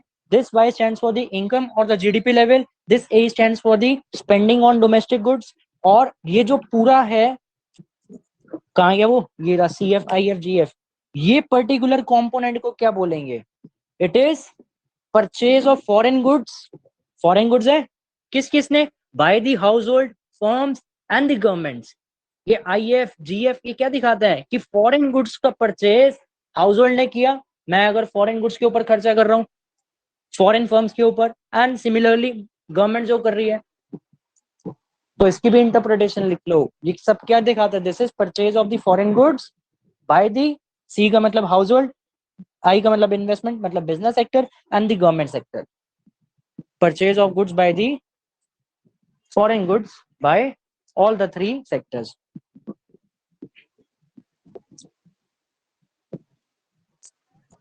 तो ये वाली जो बात थी ये कौन सी थी? Spending on domestic goods.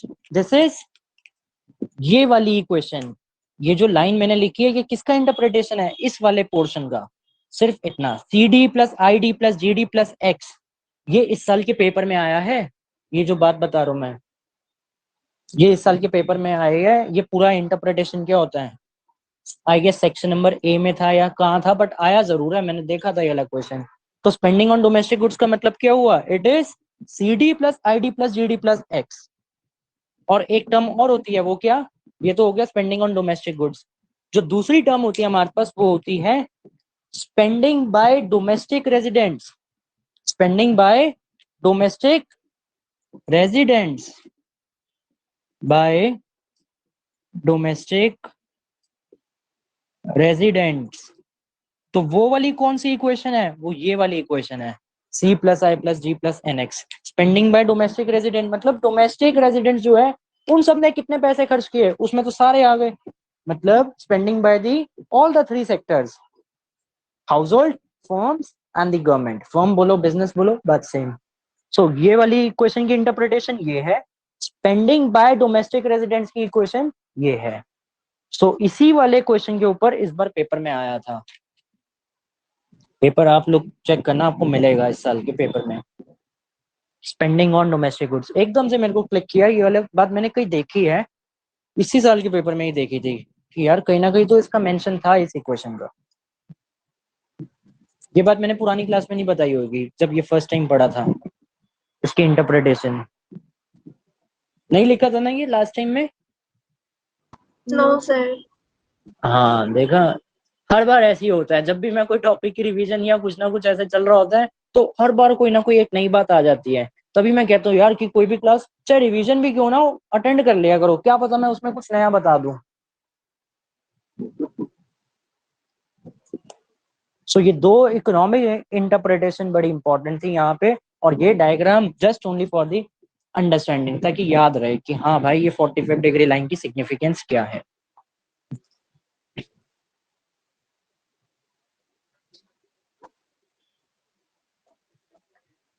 अब यहीं पे देखना, एक और मजे वाली बात बताऊंगा, क्योंकि मेरे को याद है ये वाली बात भी शायद ना बताई हो जो अब नेक्स्ट बताने वाला हूँ।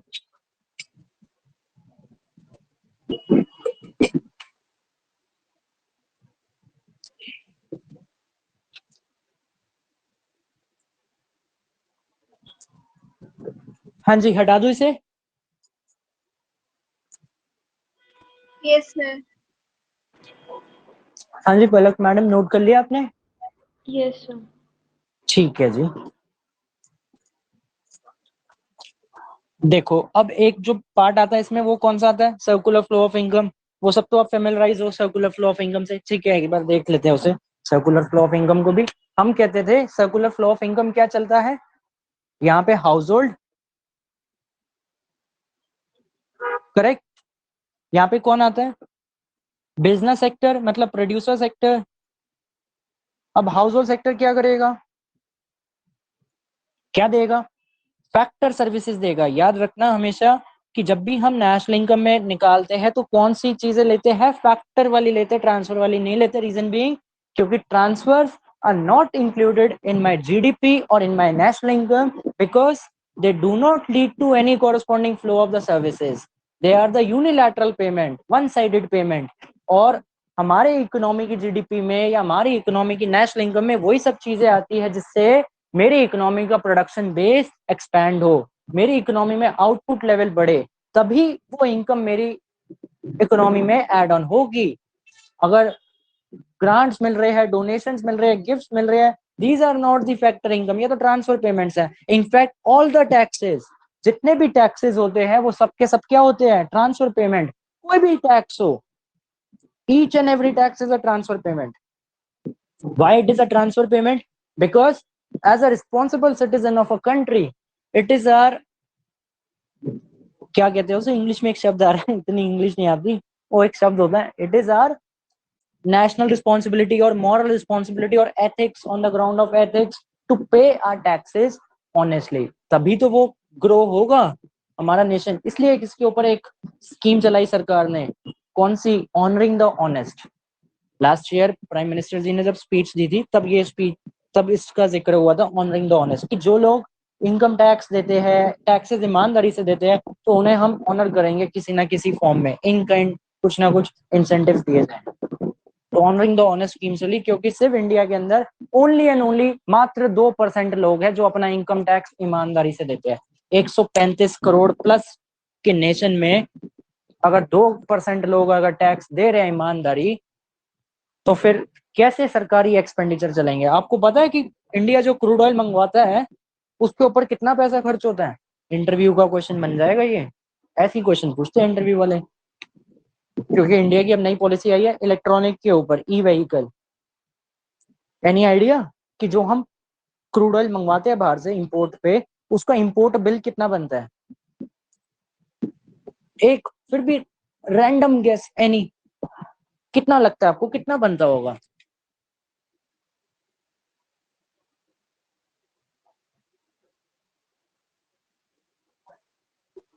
No idea sir. कोई आइडिया नहीं? कुछ भी एक फिगर सोच लो रैंडमली, फिर चेक करना कि जो आप बोल रहे हो और जो एक्चुअल फिगर है उसमें कितना गैप आ सकता है।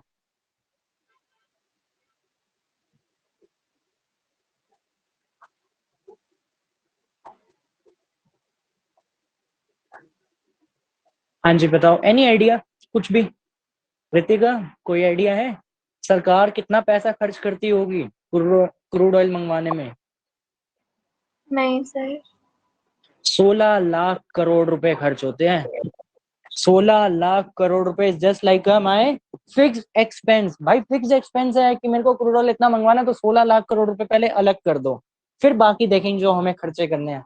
तो इतना पैसा हमारा जाता है सिर्फ क्रूड ऑयल के ऊपर।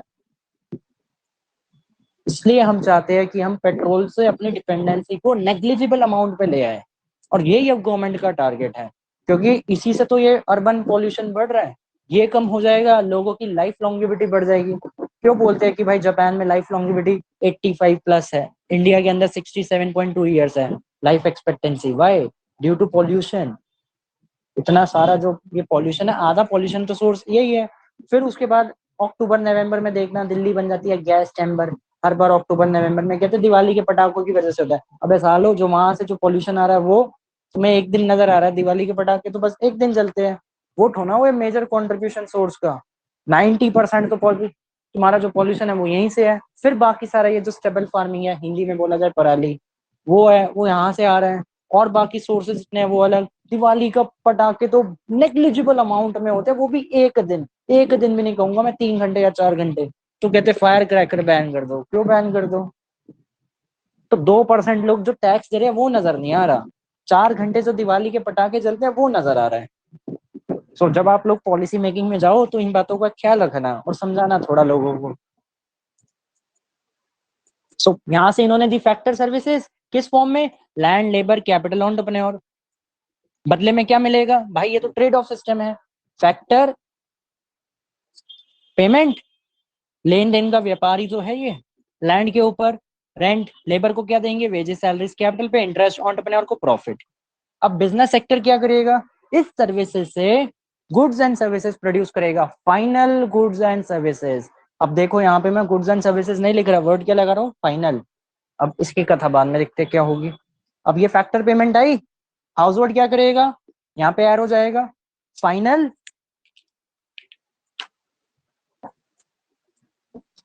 Consumption expenditure on goods and services. Why I am saying final? क्योंकि गुड्स जो होते हैं वो दो टाइप के होते हैं, या तो इंटरमीडिएट गुड्स या तो final goods. Correct. Intermediate goods कौन से होते हैं? जो मेरी दो में से कोई एक बात को होल्ड कर दे। कौन सी एक बात को होल्ड कर दे? या तो they use for the resale purpose, जैसे OLX पे बेच दो, रीसेल पर्पस, या फिर use for further production of GNS, further production of goods and services. These are the intermediate good. और जो दो में से कोई एक बात को होल्ड कर देता है वो इंटरमीडिएट गुड्स है। तो इंटरमीडिएट गुड्स की वैल्यू ऑलरेडी फाइनल गुड्स में एडेड है, इसलिए हम नेशनल इनकम के टाइम या डोमेस्टिक इनकम निकालने के टाइम इनकी वैल्यू को सेपरेटली एड ऑन नहीं करते। बिकॉज अगर कर देंगे तो क्या होगा? Problem of DC। DC stands for double counting. तो डबल काउंटिंग में फंस जाएंगे, इसलिए हम इंटरमीडिएट गुड्स की वैल्यू को दोबारा ऐड नहीं करते। सिर्फ फाइनल गुड्स की वैल्यू ही नेशनल इनकम या डोमेस्टिक इनकम निकालने के टाइम अकाउंटेड होती है। जैसे एक शोरूम में AC पड़ा है तो वो क्या होगा? इंटरमीडिएट गुड है, क्योंकि शोरूम में AC पड़ा है तो रीसेल पर्पस के लिए। मेरे घर में AC लगा तो किस पर्पस के लिए? कंजम्पशन पर्पस के लिए। तो फाइनल गुड्स कौन से हो गए? दो टाइप के हो गए, या तो कंज्यूमर गुड्स या तो कंज्यूमर गुड्स या तो कैपिटल गुड्स। कंज्यूमर गुड्स या कैपिटल। अब इंटरमीडिएट गुड कौन यूज करता है? Producer sector. कैपिटल गुड्स भी कौन यूज करता है? Producer sector. तो प्रोड्यूसर के पास दो टाइप के गुड्स है, कौन से? एक इंटरमीडिएट, एक कैपिटल। कैपिटल क्या हो गया आपका? लैंड, मशीनरी, प्लांट, इक्विपमेंट, ये सब चीजें, ट्रैक्टर, मशीनें। और कंज्यूमर्स के पास कौन से होते हैं? कंज्यूमर्स के पास ऑप्शंस होते हैं गुड्स में, कौन कौन से? सबसे पहले ड्यूरेबल गुड्स। हाँ जी, ये विजिबल है? ज्यादा टॉप पे तो नहीं चला गया? विजिबल है सर। नो सर, विजिबल नहीं है क्या? विजिबल है नहीं सर, विजिबल है। अच्छा, ठीक है। तो ड्यूरेबल गुड्स कौन से हो गए? वो सारे गुड्स। अब यहाँ पे बात आती है एक्सपेक्टेड लाइफ टाइम पीरियड की। इकोनॉमिक्स में ऐसा कोई रेफरेंस पीरियड नहीं है, हमने कहा इन जनरलाइज अगर कोई 1 साल से ज्यादा यूज हो रही है तो वो ड्यूरेबल है, but still it depends on the consumer to consumer. तो हमने कहा कुछ ऐसे एग्जाम्पल्स जो हर बंदे के लिए 1 साल से ज्यादा यूज होते हो। इन जनरल एग्जाम्पल कौन कौन से? जैसे कार, कोई भी बंदा कार 1 साल में तो बदलेगा नहीं। टेलीविजन, हाउस, ऐसा तो कोई इंसान नहीं है जो घर 1 साल में बदल ले। हाँ, जो गवर्नमेंट सेक्टर में उनके ट्रांसफर अगर हो गए तो अलग बात होती है वो। तो कार नहीं बदलेगा कोई भी इंसान, टेलीविजन नहीं बदलेगा 1 साल के अंदर अंदर, घर हो गया ये नहीं बदलेगा। तो these are the example of durable goods. फिर आते हैं semi durable goods. Semi durable कौन से हो गए? जिनका लाइफ टाइम पीरियड इनके मुकाबले थोड़ा कम है। वॉचेस, कपड़े, जूते, मोबाइल फोन। कोई लोग मोबाइल फोन साल में बदल देते हैं और कोई लोग होते हैं जो एक ही फोन को 5 साल से चला रहे होंगे। तो अब उनके लिए फोन बन गया mobile phone mobile phone is a durable good, और जो बंदा हर 1 साल से पहले 3 महीने बाद 6 महीने बाद फोन बदल रहा है उसके लिए सेमी ड्यूरेबल है। Crockery, furniture. देन फिर आता है आपका पेरिशेबल गुड्स। पेरिशेबल को ही बोलते हैं हम non durable goods. Non durable कौन से हो गए? खाने पीने की चीजें, सिंगल एक्ट ऑफ कंजम्पशन में जो खत्म हो जाते हैं। जितनी भी खाने पीने की चीजें हैं वो सारी होती है perishable. And last is the services, जैसे सीए की सर्विसेज, बैंकर की सर्विसेज, टीचर की सर्विसेज, लॉयर की सर्विसेज। तो consumer goods are classified into majorly 4 categories: durable, semi durable, perishable बोलो स्लैश है non durable and the services. Services are intangible. तो ऐसे आप आइडेंटिफाई कर सकते हो। प्रोड्यूसर के अकॉर्डिंग क्या होगा? दो में से कोई एक। देखो अगर कोई फिक्स्ड एसेट की बात हो रही है तो कैपिटल, और अगर कोई रीसेल पर्पस की बात हो रही है, या जैसे मिल्क है, कहते हैं milk purchase by the restaurant. अब मिल्क अगर रेस्टोरेंट ने किया तो क्या करेगा? कुछ ना कुछ उसका वो सामान बना के आगे बेचेगा, तो इंटरमीडिएट गुड हो गया। और ऐसी सेम अगर milk purchase by the house hold, अब अगर हाउस होल्ड ने मिल्क परचेज किया है तो वो तो उसने सेल्फ कंजम्पशन के लिए लिया है, मतलब पेरिशेबल गुड्स है, खाने पीने की चीजें, तो उसके अकॉर्डिंग वो बन गया consumer good. Similarly AC purchase by a firm, अब फर्म ने एसी परचेज किया तो उसके लिए कैपिटल गुड, प्रोड्यूसर है ना फर्म। और यही सेम एसी अगर हाउस होल्ड ने परचेज किया होता तो it is a durable good. AC भी बंदा 1 साल से पहले तो बदलेगा नहीं, तो that is also durable. So ऐसे हम क्लासिफाई करते हैं। And only final goods are included in the national income और द डोमेस्टिक इनकम। सो ये कथा क्लियर हो गई गुड्स की। क्यों मैंने यहाँ पे वर्ड फाइनल लिखा? Why not intermediate?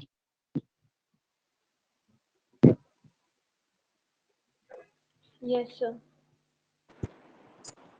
अब इसी को हम क्या कहते थे? This is the two sector model of circular flow of income. Circular flow of income का मतलब क्या है? सर्कुलर फ्लो ऑफ इनकम का मतलब ये है कि ये जो दो सेक्टर्स मेरे पास यहाँ पे लगे हुए हैं, इसमें रियल फ्लो और मनी फ्लो कैसे एक्सचेंज होते हैं। इसमें रियल फ्लो और मनी फ्लो कैसे एक्सचेंज होते हैं? Real flow deals with only goods and services. Money flow का मतलब उस गुड्स या सर्विसेज को लेने के लिए मैंने कितने पैसे दिए।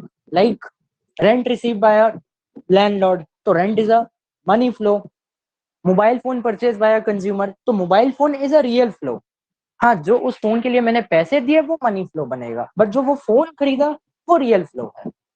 तो हमेशा डबल एंट्री सिस्टम चलेगा। जो आप चीज ले रहे हो वो रियल बनती है, अगर उसके लिए पैसे की बात हो रही है तो मनी।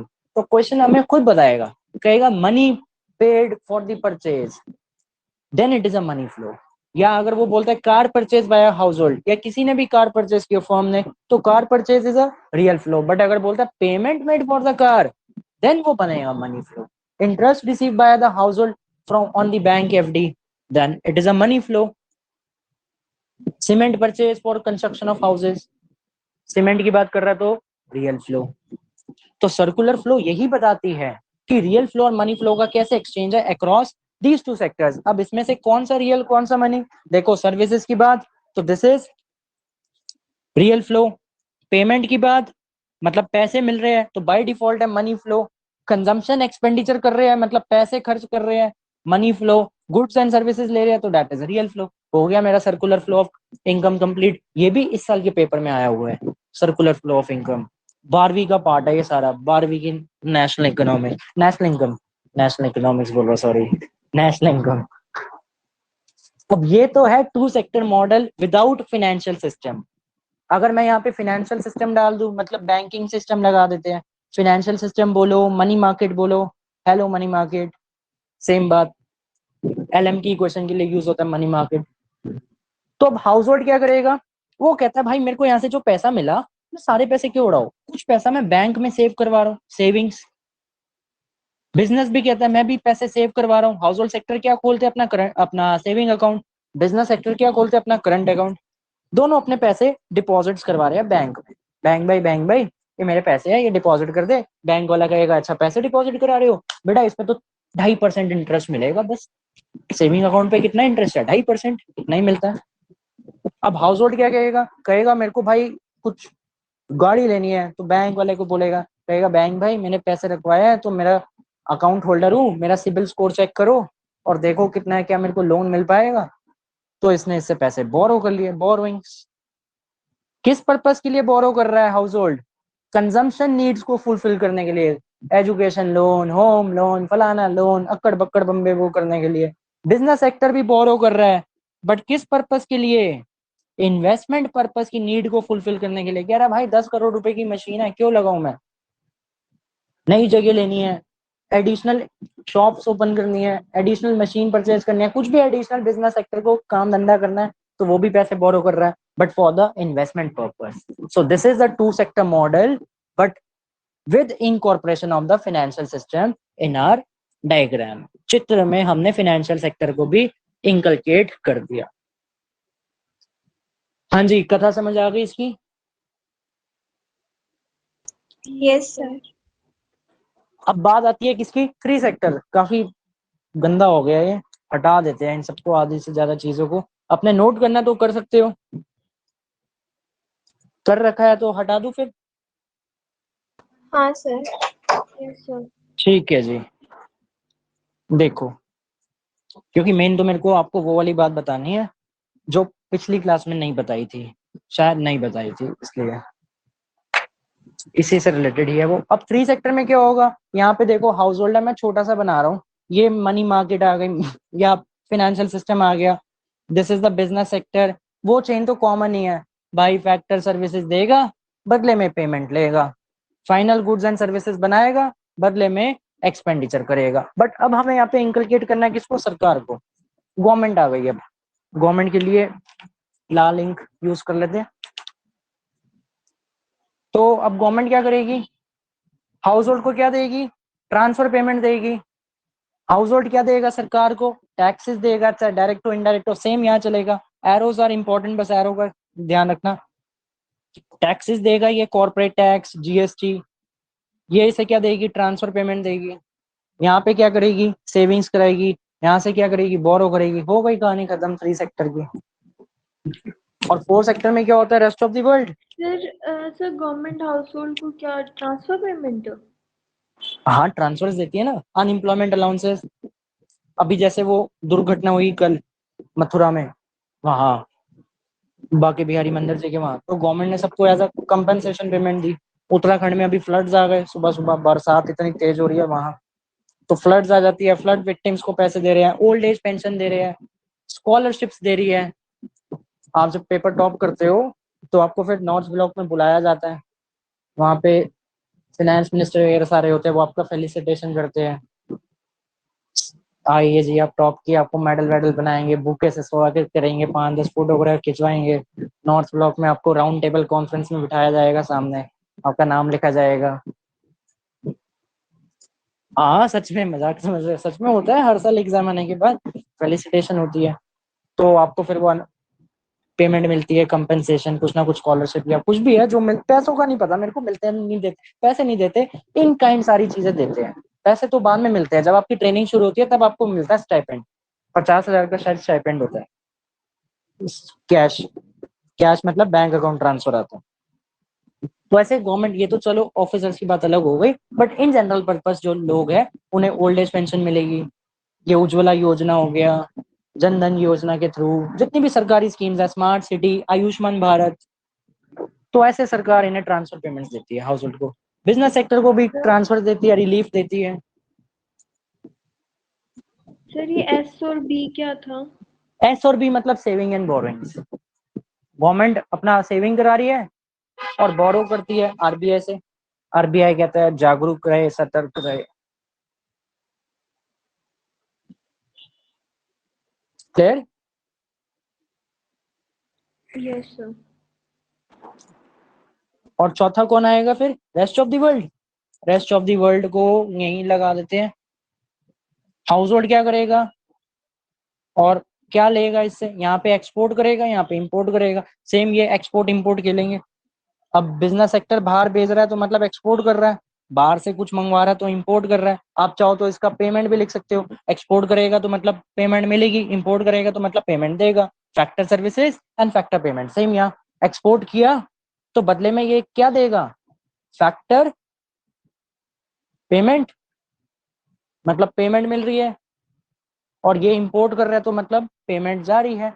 तो inflow of income and outflow है दोनों ही वही, बट यहाँ से पैसा आ रहा है, यहाँ से पैसा जा रहा है। सेम यहाँ एक्सपोर्ट कर रहा है तो export receipts, receipts are the right word, receipts का मतलब इनकम होता है। एंड इंपोर्ट कर रहे हैं तो इंपोर्ट पेमेंट, इसने इंपोर्ट किया, बदले में क्या देगा, इंपोर्ट बिल या इंपोर्ट पेमेंट। जैसे मैं अभी क्रूड ऑयल की बात कर रहा था तो मैंने वर्ड यूज किया था इंपोर्ट बिल, 16 लाख करोड़। तो इंपोर्ट करवा रहे तो इंपोर्ट पेमेंट, एक्सपोर्ट कर रहे तो एक्सपोर्ट रिसीट्स। आप ऐसे भी लिख सकते हो। मतलब आपके पास तो देखो यार पूरा पेज अवेलेबल होता है, तो आराम से अच्छा सा डायग्राम आप बना सकते हो। यहाँ मत लिख देना, इसको नीचे ले आना थोड़ा।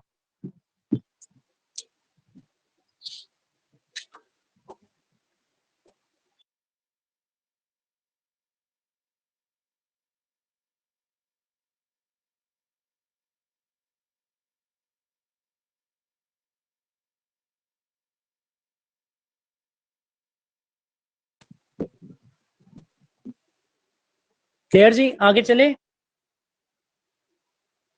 Yes, sir. हाँ जी पलक जी, क्लियर हो गया ये आपको, इसमें तो कोई डाउट नहीं है? Yes, sir. No, sir. ठीक है। और वो मैं अभी जो रियल इनकम का फॉर्मूला कर रहा था उसको भी थोड़ा मॉडिफाई कर लो अब, क्योंकि मैंने ट्रांसफर पेमेंट्स की बात कर ली। तो एक्चुअली रियल इनकम या डिस्पोजेबल इनकम जो होता है वाईडी, वो कैसे आता है, income earn minus taxes paid plus any transfer received. This is the formula to calculate the disposable income. अब देखो टू सेक्टर मॉडल था मेरे पास, टू सेक्टर मॉडल की क्या क्या अजम्पशंस। टू सेक्टर मॉडल में पहली अजम्पशन कौन सी, there is no government. Second, my gates are close. My gates are close मतलब मेरी इकोनॉमी के दरवाजे बंद है, ना तो मैं कोई एक्सपोर्ट करूंगा ना तो कोई इंपोर्ट करूंगा। तो टू सेक्टर मॉडल में कंडीशन क्या बन गई, दैट इज वाई बराबर ए ई। यही है अभी जो मैं लिख रहा था, ए ई का मतलब it is C plus I. Clear? हाँ जी, कोई डाउट? No, sir. अब देखो टू सेक्टर मॉडल में गवर्नमेंट नहीं है, ये वाला फॉर्मूला मैंने तभी यहाँ पे लिखा, क्योंकि गवर्नमेंट नहीं है तो मतलब टैक्सेस जीरो, ट्रांसफर भी जीरो। ये दोनों कौन लेगा और देगा, सरकार। तो सरकार तो है नहीं, तो वाई डी और वाई तो सेम हो गया। जब वाई डी और वाई सेम हो गया तो मतलब वाई बराबर वाई डी, और वाई डी के दो पार्ट होते हैं, कौन से, एक तो सेविंग्स, चलो सेविंग लिख देते पहले, कोई दिक्कत नहीं, और एक कंजम्पशन। तो कहना है से इट इज वाई बराबर Y D because there is no government, और I can write C plus S is equal to C plus I. देखो सी से सी हुआ काटा, और एस बराबर आई मिल गया। तो सेविंग और इन्वेस्टमेंट बराबर होते हैं at equilibrium level.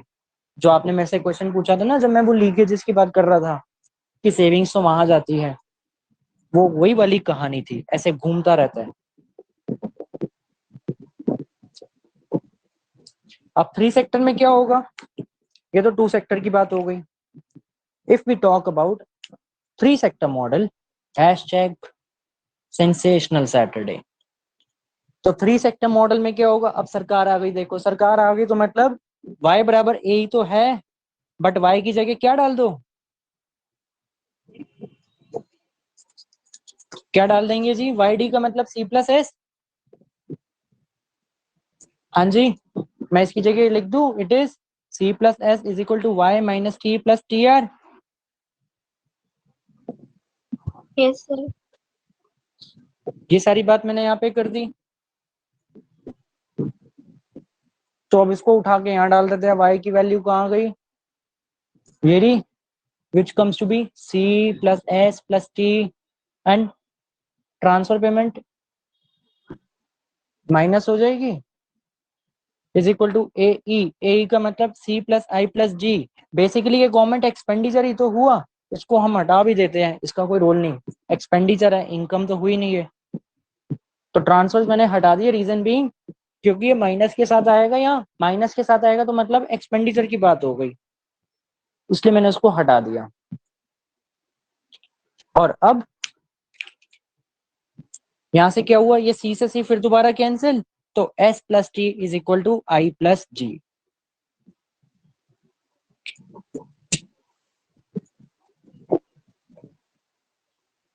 And four sector में क्या बात होगी,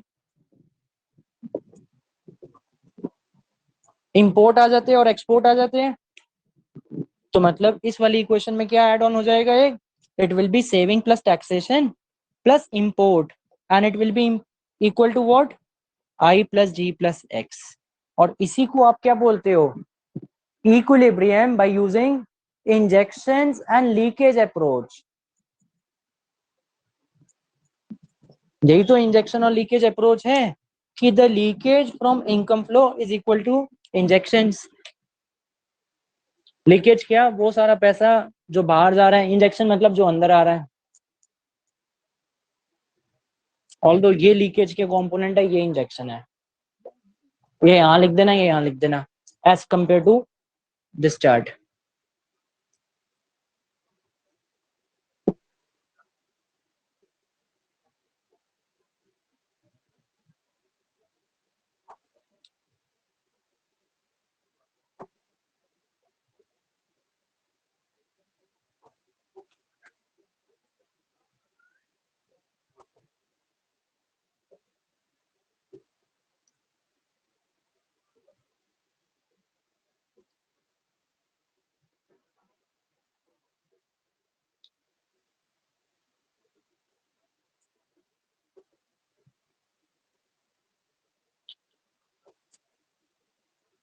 हाँ जी, आगे देखिए।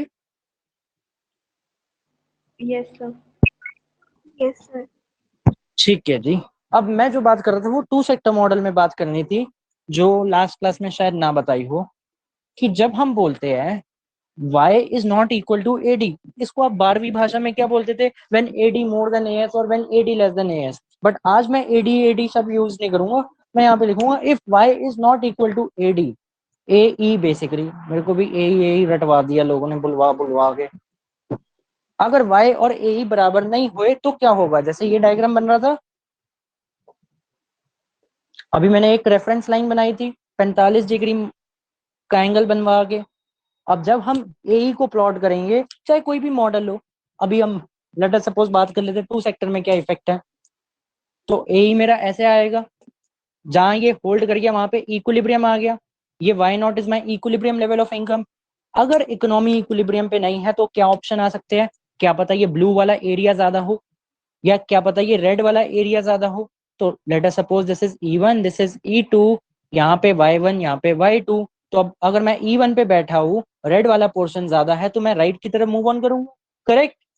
और अगर मैं ब्लैक वाले पॉइंट पे बैठा हूँ, दोनों में से एक ही पॉइंट पे बैठ सकते हैं, ये बात तो आप अच्छे से जानते हो, इधर I can sit at E1 और एट E2। अगर मैं E0 पे नहीं हूँ, अगर मैं E2 पे बैठा हूँ, तो मैं वैसा वर्षा बैक मारूंगा, जैसे होता है गाड़ी चलाते टाइम भाई रिवर्स मारो, और यहाँ पे होता है गियर आगे का डालो, शूटम शूट भगाओ। तो आउटपुट बढ़ेगा, मतलब इनकम लेवल बढ़ेगा। और अगर हम यहाँ पे है तो आउटपुट लेवल कम करेंगे, इनकम लेवल कम करेंगे। तो अगर मेरा ये ए की लाइन, ये y बराबर ए, करेक्ट, ये समझ आ गया सिनेरियो। Yes, sir. तो अगर मेरा यहाँ पे y, अगर मैं E2 की बात करूं, अगर y ज्यादा है किसके मुकाबले, AE के मुकाबले, y more than AE, y more than AE का मतलब क्या हुआ, ब्लू वाला पॉइंट ऊपर बैठा है, रेड वाली इंक नीचे है, तो y मोर देन AE पे क्या होगा, y का मतलब इट इज आउटपुट और द GDP लेवल।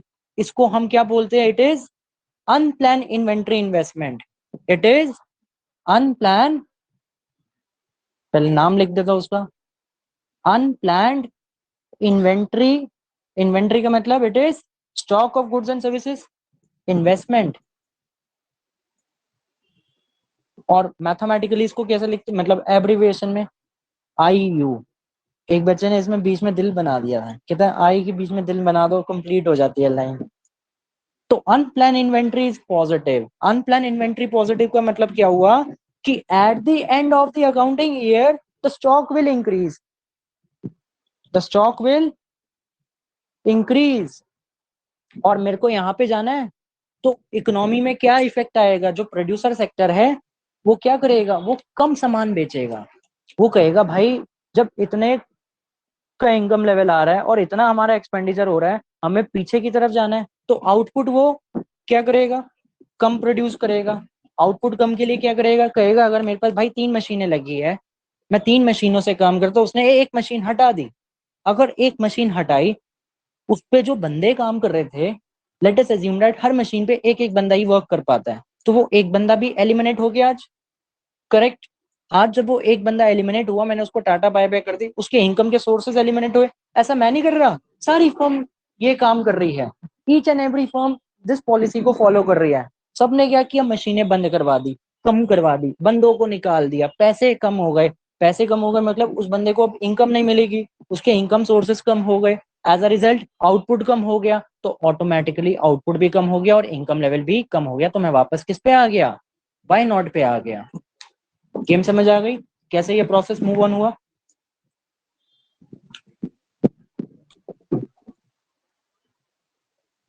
यस हाँ जी सर। बताओ। और यहाँ पे अब क्या होगा, अगर हम E1 पे बैठे हैं, ये मैंने केस किसका दिखाया, eight E2, now at E1। E1 पे क्या कथा चल रही है, रेड वाली लाइन ऊपर है, रेड वाली लाइन कौन रिप्रेजेंट करता है, ए, मतलब y इज लेस देन ए। अब इनकम कम है, एक्सपेंडिचर ज्यादा हो रहा है, फर्म क्या कहेगी, भाई मशीन सेटअप कर जल्दी, दो बंदे बाहर से हायर करवाए, बंदे हायर कर लिए, आजा काम कर ले, पैसे दे दिए उसे, उसके पैसे बढ़ गए, आउटपुट बढ़ गया, आउटपुट भी बढ़ रहा है, पैसे भी बढ़ रहे हैं, तो क्या इफेक्ट निकल गया, यहां से मैं वापस यहाँ पे आ गया। और इसमें हम क्या लिखेंगे, it is a case of disinvestment. Unplanned inventory क्या है यहाँ पे, नेगेटिव। और स्टॉक क्या होगा, स्टॉक विल डिक्रीज, धीरे धीरे मेरा स्टॉक कम होता रहेगा, as a result output level मेरा बढ़ जाएगा। सर स्टॉक सो कैसे डिक्रीज हुआ? स्टॉक कैसे डिक्रीज हुआ, क्योंकि स्टॉक का मतलब यहाँ पे क्या है, हमने एक मशीन और हायर कर ली प्रोडक्शन करवाने के लिए, करेक्ट। यस अब सर। धीरे धीरे क्या होगा, जितना हमारा यहाँ पे बनना चाहिए था, हम यहाँ पे क्या कर रहे हैं, अब मशीनें बढ़ाई जा रहे हैं, काम यहाँ पे ज्यादा से ज्यादा करवा रहे हैं, eight the end of the year में क्या इफेक्ट होगा, साल के एंड में सारा माल मेरा खत्म हो जाएगा, जितने से मैंने शुरू किया था कमी तो पड़ जाएगा ना, हम बोलेंगे भाई माल खत्म हो गया। मैं एक काम करता हूँ किसका, कोविड टाइम में जो लोग ये सारा मास वास का काम कर रहे थे, उनका क्या हो रहा था, वो जितना ज्यादा लगा रहे थे, चेंज इन स्टॉक जब हम निकालते हैं, that is closing minus opening, तो उसका रिजल्ट नेगेटिव आ रहा है। क्यों नेगेटिव आ रहा है, क्योंकि साल एंड होने पे जितने से आपने बिजनेस शुरू किया था, मान लो आपने 100 मास से बिजनेस शुरू किया था, और कोविड टाइम में इतना आया कि आपने मशीनें लगाई, बंदे हायर किए, मास वगैरह की ज्यादा से ज्यादा प्रोडक्शन करवाई, और आपके पास वो बढ़ता गया, साल एंड में देखा कि भाई मेरे पास तो 100 से मैंने शुरू किया था, और एट द एंड ये हो गए, मान लेते हैं 1000, या एकदम कम कर दो, सॉरी नेगेटिव रिजल्ट आएगा ना तो क्लोजिंग माइनस ओपनिंग होता है, हाँ, तो एकदम आपका स्टॉक ही खत्म हो गया, जीरो। तो जीरो आपका एकदम एंड का बिजनेस, और शुरुआत की थी आपने 100 से, तो -100 is my change in stock. Change in stock को तो हम बोलते हैं इन्वेंट्री इन्वेस्टमेंट या volatile investment. Volatile investment means ये वो इन्वेस्टमेंट है जो बहुत जल्दी फ्लक्चुएट होती है। ऐसे ही आप निकालते हो क्लोजिंग माइनस ओपनिंग। आपने 1 अप्रैल 2021 को बिजनेस शुरू किया 100 यूनिट के साथ, और उस चीज की एकदम से डिमांड वगैरह बढ़ गई, जब 31 मार्च 2022 आया, एकदम आप जीरो पे आ गए, आ गया रिजल्ट नेगेटिव, माल खत्म। जैसे एक दुकान चलती है यहाँ पे, लेट सपोज भटूरे छोले की, मैंने उससे पूछा भाई भटूरे छोले हैं, कहता भाई मैं सुबह 10 बजे आता हूँ, मैं 1 बजे तक काम करता हूँ, 1:30 बजे के बाद, 1 बजे के बाद अगर तुम मेरे पास आ गए तो मेरे पास नहीं मिलेगा, सारा माल खत्म हो गया, दुकान बंद हो गई, कल आना। मैंने कहा इतनी जल्दी माल खत्म हो गया, कहता हाँ भाई, क्योंकि मैं मेन सेंटर पे बैठा हूँ, और यहाँ पे सारे ऑफिस वाले हैं, वो सब आते हैं, वो सब खा जाते हैं। एट दी सेम टाइम एक शॉप वाला और है, वो कहता है भाई मेरे पास अगर तुम्हें भटूरे छोले खाने हो, तुम शाम को भी आ जाना, तब भी मिल जाएंगे। मैंने कहा क्यों, कहता मेरा बिकता ही नहीं है सामान। तो उसका सामान ही नहीं बिकता, मतलब उसके पास क्लोजिंग स्टॉक ज्यादा होगा, पॉजिटिव रिजल्ट बन गया, वो क्या करेगा, उसका जब दुकान ही नहीं चल रही, वो बंदे कम करता रहेगा। पहले 3 बंदे काम करते थे, उसने 2 बंदे निकाल दिए, कहता छोड़ यार है नहीं, अकेला मैं चला लूंगा, काम ही नहीं चल रहा इतना, due to XYZ factors, location में नहीं है, प्राइम फैक्टर नहीं है, और जो दूसरा वाला बंदा बैठा है वो ऐसे लोकेशन पे बैठा है, हॉटस्पॉट जोन पे बैठा है कि वहां पे सारे बिजनेसेस है, ऑफिस आवर्स है, या वो ऐसे एरिया पे है जहाँ पे सारे इसी से मेरे को एक एग्जांपल याद आया, क्या, करोल बाग मेट्रो स्टेशन पे एक है चौरंगी, वो क्या करता है, उसने बड़ी अच्छी स्कीम निकाली थी, कि अब है या नहीं है ये मैं नहीं जानता, उसने निकाला था, अगर आप स्कूल या कॉलेज अपना ये कोचिंग सेंटर वाले हो तो आपको मैं रोल फ्री दूंगा, एक रोल फ्री। चौरंगी ने निकाला था, कहता है भाई आप आईडी कार्ड ले आओ, और स्कूल के बच्चे 2 बजे के बाद जब जाते हैं, उस एरिया में 3-4 स्कूल्स हैं, तो उसने कहा कि 3-4 स्कूल्स है तो इसका एडवांटेज लेते हैं, सेल्स बढ़ेगी, मार्केटिंग स्ट्रेटेजी चलाई, और स्कूल के बच्चे तो यूनिफॉर्म में ही होते हैं, बाय डिफॉल्ट है वो बंदा यूनिफॉर्म में जो आ रहा है वो यूनिफॉर्म में है, और आईडी कार्ड जब वो बंदा यूनिफॉर्म में, उसने उसे रोल दे दिया फ्री में। ऐसे उसके बाद जितने बच्चे आ रहे हैं सबको वो रोल फ्री में देता जा रहा है, और जो यहाँ पे कोचिंग में पढ़ रहे हैं, चाहे कोई भी XYZ कोचिंग इंस्टीट्यूट हो करोलबाग एरिया में, वो उन्हें बोल रहा था आप आईडी कार्ड दिखा दो।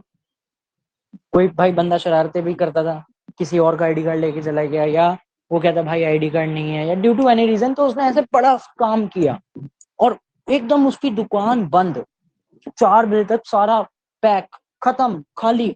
1 बजे लगाता है, 4 बजे एकदम खत्म, क्योंकि जब वो बंदा फ्री में बैठेगा तो खत्म। उसने 1-2 महीना ये पॉलिसी चलाई, और जो बाकी वहां पे रोल वाले हैं उनका काम हो गया ठप, सबके धंधे उसने बंद कर दिए, तो उसका क्लोजिंग स्टॉक 4 बजे एकदम जीरो। और ऐसी से वहां पे एक और रोल वाला बैठा हुआ है, वो कहता भाई मेरे से 10 बजे भी अगर तुम रात को ऑर्डर करो मैं तब भी दे दूंगा, और वहां पे 4 बजे खत्म।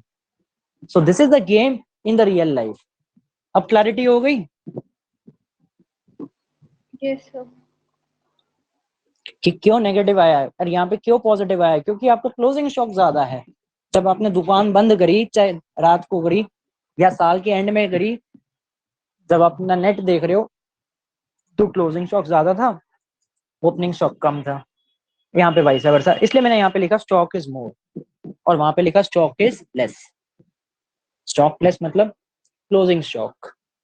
और एट इक्विलिब्रियम क्या निकल गया, मतलब ये y बराबर ए, यहाँ पे अनप्लान इन्वेंट्री पॉजिटिव, यहाँ पे नेगेटिव, तो एट ई नॉट पे क्या हो गई, इट इज जीरो, बैलेंसिंग है, जीरो हो गई। और शॉर्ट रन में हम क्या बात बोलते थे, प्राइस इज कांस्टेंट, यही बात है जो मेरे को आपको बतानी थी। अब in short run we say prices are constant, hence there is no inflation, क्योंकि प्राइस कांस्टेंट है इसलिए इन्फ्लेशन होगी नहीं, और I should write inflation will be zero, क्योंकि प्राइसेस क्या होते हैं शॉर्ट रन में, कांस्टेंट, तो इन्फ्लेशन क्या हो गई, जीरो। यही तो बात थी कि शॉर्ट रन में जो स्टार्टिंग में हम क्लासिकल और कीन्स पढ़ रहे थे, शॉर्ट रन में वो क्या बोलता था, classical, money has only one purpose, transaction, और कीन्स ने क्या कहा, transaction purpose as well as precautionary as well as speculative purpose. और इसने क्या कहा था, pricing and wages are flexible, Keynes ने क्या कहा था, they are rigid which leads to the unemployment. तो ये पॉइंट था जो बताना था, क्योंकि शॉर्ट रन में प्राइसेस इतनी जल्दी चेंज नहीं होते, they are the constant. Long run में प्राइसेस का इफेक्ट आता है, तो इन्फ्लेशन यहाँ पे क्या होती है, जीरो, एंड एट y बराबर A E unplanned inventory zero. This was the thing जो आपको बतानी ये थी। इन्वेंट्री जीरो है तो करके प्राइसेस कांस्टेंट होते हैं शॉर्ट रन में। हाँ जी, इन्वेंट्री, इन्वेंट्री जीरो है हमारा, वाई इज इक्वल टू हाँ, ए, अनप्लान तो इन्वेंट्री, उसके लिए हाँ। तो प्राइसेस नहीं कांस्टेंट शॉर्ट, नहीं इसलिए नहीं, है। वो वैसे इन जनरलाइज है, शॉर्ट रन में प्राइसेस आर दी कांस्टेंट, वो तो उसका इफेक्ट यहाँ पे हम एनालाइज कर रहे हैं कि यहाँ पे, क्योंकि शॉर्ट रन के अंदर प्राइसेस इतनी जल्दी चेंज नहीं हो पाते, उसके कारण, मिनिमम वेज एक्ट के कारण, और आपका लेबर यूनियन वगैरह के कारण, तो प्राइसिंग इतनी चेंज नहीं होगी, प्राइसिंग भी कांस्टेंट है, तो आपका जितना आउटपुट बनना था उतना का उतना आपका बिक गया, इन्फ्लेशन के ऊपर कोई चेंज नहीं आया। ये वाले पॉइंट को तो मैंने उसके साथ एकोमोडेट करवाया है, आई ई बराबर जीरो के साथ, क्योंकि अनप्लान इन्वेंटरी भी जीरो है, प्राइसेस शॉर्ट रन में कांस्टेंट रहते हैं, इसलिए इन्फ्लेशन हो गई जीरो। ना तो मेरे पास कोई एडिशनल स्टॉक बच रहा है, ना ही कुछ हो रहा, जितना था सारा का सारा खत्म, जितने से धंधा शुरू किया उतने से ही धंधे को एंड किया।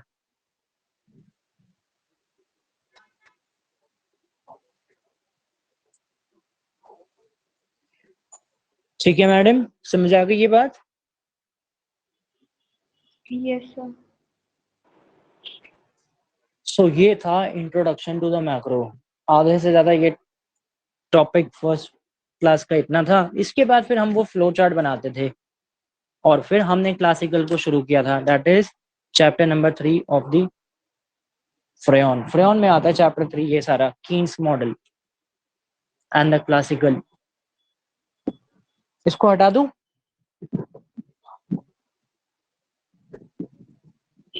हाँ जी रितिका, आपको कोई डाउट? Yes sir. No, बताओ। sir. अच्छा देखो, हम क्या कहते हैं, हमारी इकोनॉमी किन मार्केट में डिवाइडेड है, याद है? एक फ्लो चार्ट बनाया था इकोनॉमी का।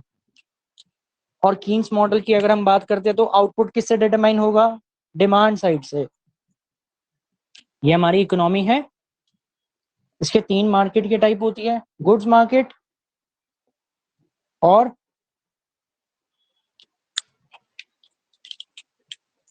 मनी मार्केट और labour market. Correct. Labour market से हमें मिलता है एएस कर्व, यही हमारा नेक्स्ट क्लास का टॉपिक है। और गुड्स मार्केट की इक्विलिब्रियम कंडीशन क्या होती है? इनकम बराबर स्पेंडिंग। अब कुछ लोग क्या बोलते हैं, जैसे आईएस कर्व जो हम कहते हैं I S stands for I income S spending. There is no full form of IS और द एलएम। ये अपने आप यहीं से बना दी, लिक्विडिटी मनी बना दिया उसका एलएम का। तो इनकम बराबर स्पेंडिंग तो हमारी इक्विलिब्रियम कंडीशन है, मतलब वाई स्पेंडिंग का मतलब एई, तो वाई बराबर एई से हमें क्या मिलेगा? आईएस कर्व मिलेगी। और मनी मार्केट का मतलब क्या होगा? मनी डिमांड किसके बराबर हो? एमएस, मनी सप्लाई के। तो मनी डिमांड का मतलब liquidity preferences, liquidity assets, liquidity preference, और you can say liquid assets. जैसे सबसे लिक्विड एसेट कौन है? कैश बराबर मनी सप्लाई। तो ये मनी डिमांड बराबर मनी सप्लाई, यहां से हमें क्या मिलेगा? एलएम कर्व मिलती है। एलएम कर्व क्या बताती है? एलएम कर्व बताती है different combinations of interest and income where money market is in equilibrium, और I can say where MD बराबर एमएस। गुड्स मार्केट क्या बताती है? Different combination of interest rate and the income where goods market is in equilibrium, मतलब जहां पे Y बराबर A hold करता है। This is the meaning of the IS. IS क्या बताता है?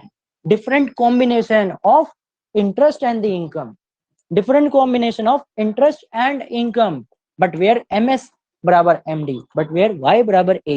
इन दोनों को साइमल्टेनियस इंटरसेक्शन से मिलता है एग्रीगेट डिमांड। ये है एडी, ये एडी नहीं होता सी प्लस आई, ये तो ए था। अब ये एडी आया, ये अब यहाँ पे एएस आया, अब ये बनेगा एडी एएस मॉडल। याद रखना, बहुत इंपॉर्टेंट आंसर राइटिंग के पॉइंट ऑफ व्यू से टर्म बता रहा हूँ। जब भी हम एडीएएस की बात करते हैं तो we always use ADAS model. हमेशा एडीएएस को अगर आप साइमल्टेनियसली पढ़ रहे हो तो लिखोगे एडीएएस मॉडल, बट अगर आप आईएसएलएम को एक साथ स्टडी कर रहे हो तो आप क्या लिखते हो? It is ISLM framework. ये आईएसएलएम फ्रेमवर्क है और वो एडीएएस मॉडल यूज होता है। ये टेक्निकल बातें हैं जो हम आंसर लिखने के टाइम पे यूज करते हैं। कुछ लोग आईएसएलएम मॉडल लिख देते हैं, कहते हैं बात एक ही होती है। अरे बात एक नहीं होती भाई, वो मॉडल है पूरे के पूरे। ये फ्रेमवर्क है because it is based on certain things. So अब हमारा पहले पार्ट आएगा एएस पढ़ना, दैट इज द क्लासिकल से हम एएस निकालेंगे पूरा का पूरा क्लासिकल थ्योरी से, और उसी में वो मनी न्यूट्रलिटी का कॉन्सेप्ट आएगा। फिर उसके बाद नेक्स्ट हेडिंग बनती है किसकी? QTM, quantity theory of money, Cambridge equation, Fisher equation. Quantity theory of money की डेफिनेशन क्या होती है? तो अब पूरा का पूरा पहले क्लासिकल काम करना है। 2 क्लासें लगेगी क्लासिकल को पढ़ने में, एक तो वही क्लासिकल का एएस निकालने में पूरी एक क्लास जाएगी, और एक क्लास जाएगी किसमें? क्लासिकल मॉडल में। उसका क्यूटीएम, क्वांटिटी थ्योरी ऑफ मनी की इक्वेशन क्या आती है, कैसे बनती है, वो तो नहीं पढ़ाई थी ना मैंने पहले? क्यूटीएम स्टार्टिंग में जब हो रही थी क्लासेस, नो सर। नहीं पढ़ाया ना वो नया टॉपिक होगा आप लोगों के लिए। फिर कल भी क्लास रख ले 6 बजे। Yes sir. कल फिर क्लासिकल की पूरी एक बात खत्म कर देंगे, सो डैट मंगलवार के दिन आपका क्यूटीएम खत्म हो जाए। एटलीस्ट 3 टॉपिक फिर यहाँ पे हमारे ओवर हो गए। क्लासिकल पूरा खत्म हो गया जितना था, और फिर कीन्स का ISLM होगा, उसके बाद फिर AD आएगा, फिर ADS को साइमल्टेनियसली करके हम आगे की कथा बढ़ाएंगे। एंड फिर बीच बीच में मैं छोटे छोटे टॉपिक्स इसमें लाता रहूंगा, नेशनल इनकम के, न्यूमेरिकल हो गए, रियल GDP, नॉमिनल GDP, उसके क्वेश्चन, प्राइस इंडेक्स, वो फिर सारी आगे की बातें हैं। बट पहले इसके बाद पूरा क्लासिकल खत्म होगा, क्लासिकल के बाद फिर मेरे को ISLM खत्म करना है, ISLM के बाद फिर आगे देखते हैं कि कैसे इसको बढ़ाना है। फिर उसके बाद पूरा जब ये खत्म हो जाएगा, फिर न्यू क्लासिकल 1970s के बाद से जो चला था, उसमें मेन 2 अप्रोच आती है न्यू क्लासिकल में। एक RBC, RBC का मतलब red blood cells, RBC stands for real business cycles. तो फिर न्यू क्लासिकल, न्यू कीन्स, फिर उसकी बात होगी सारी की सारी। ये पूरा मैक्रो का ओवरव्यू है, मतलब वे ऑफ स्टडी।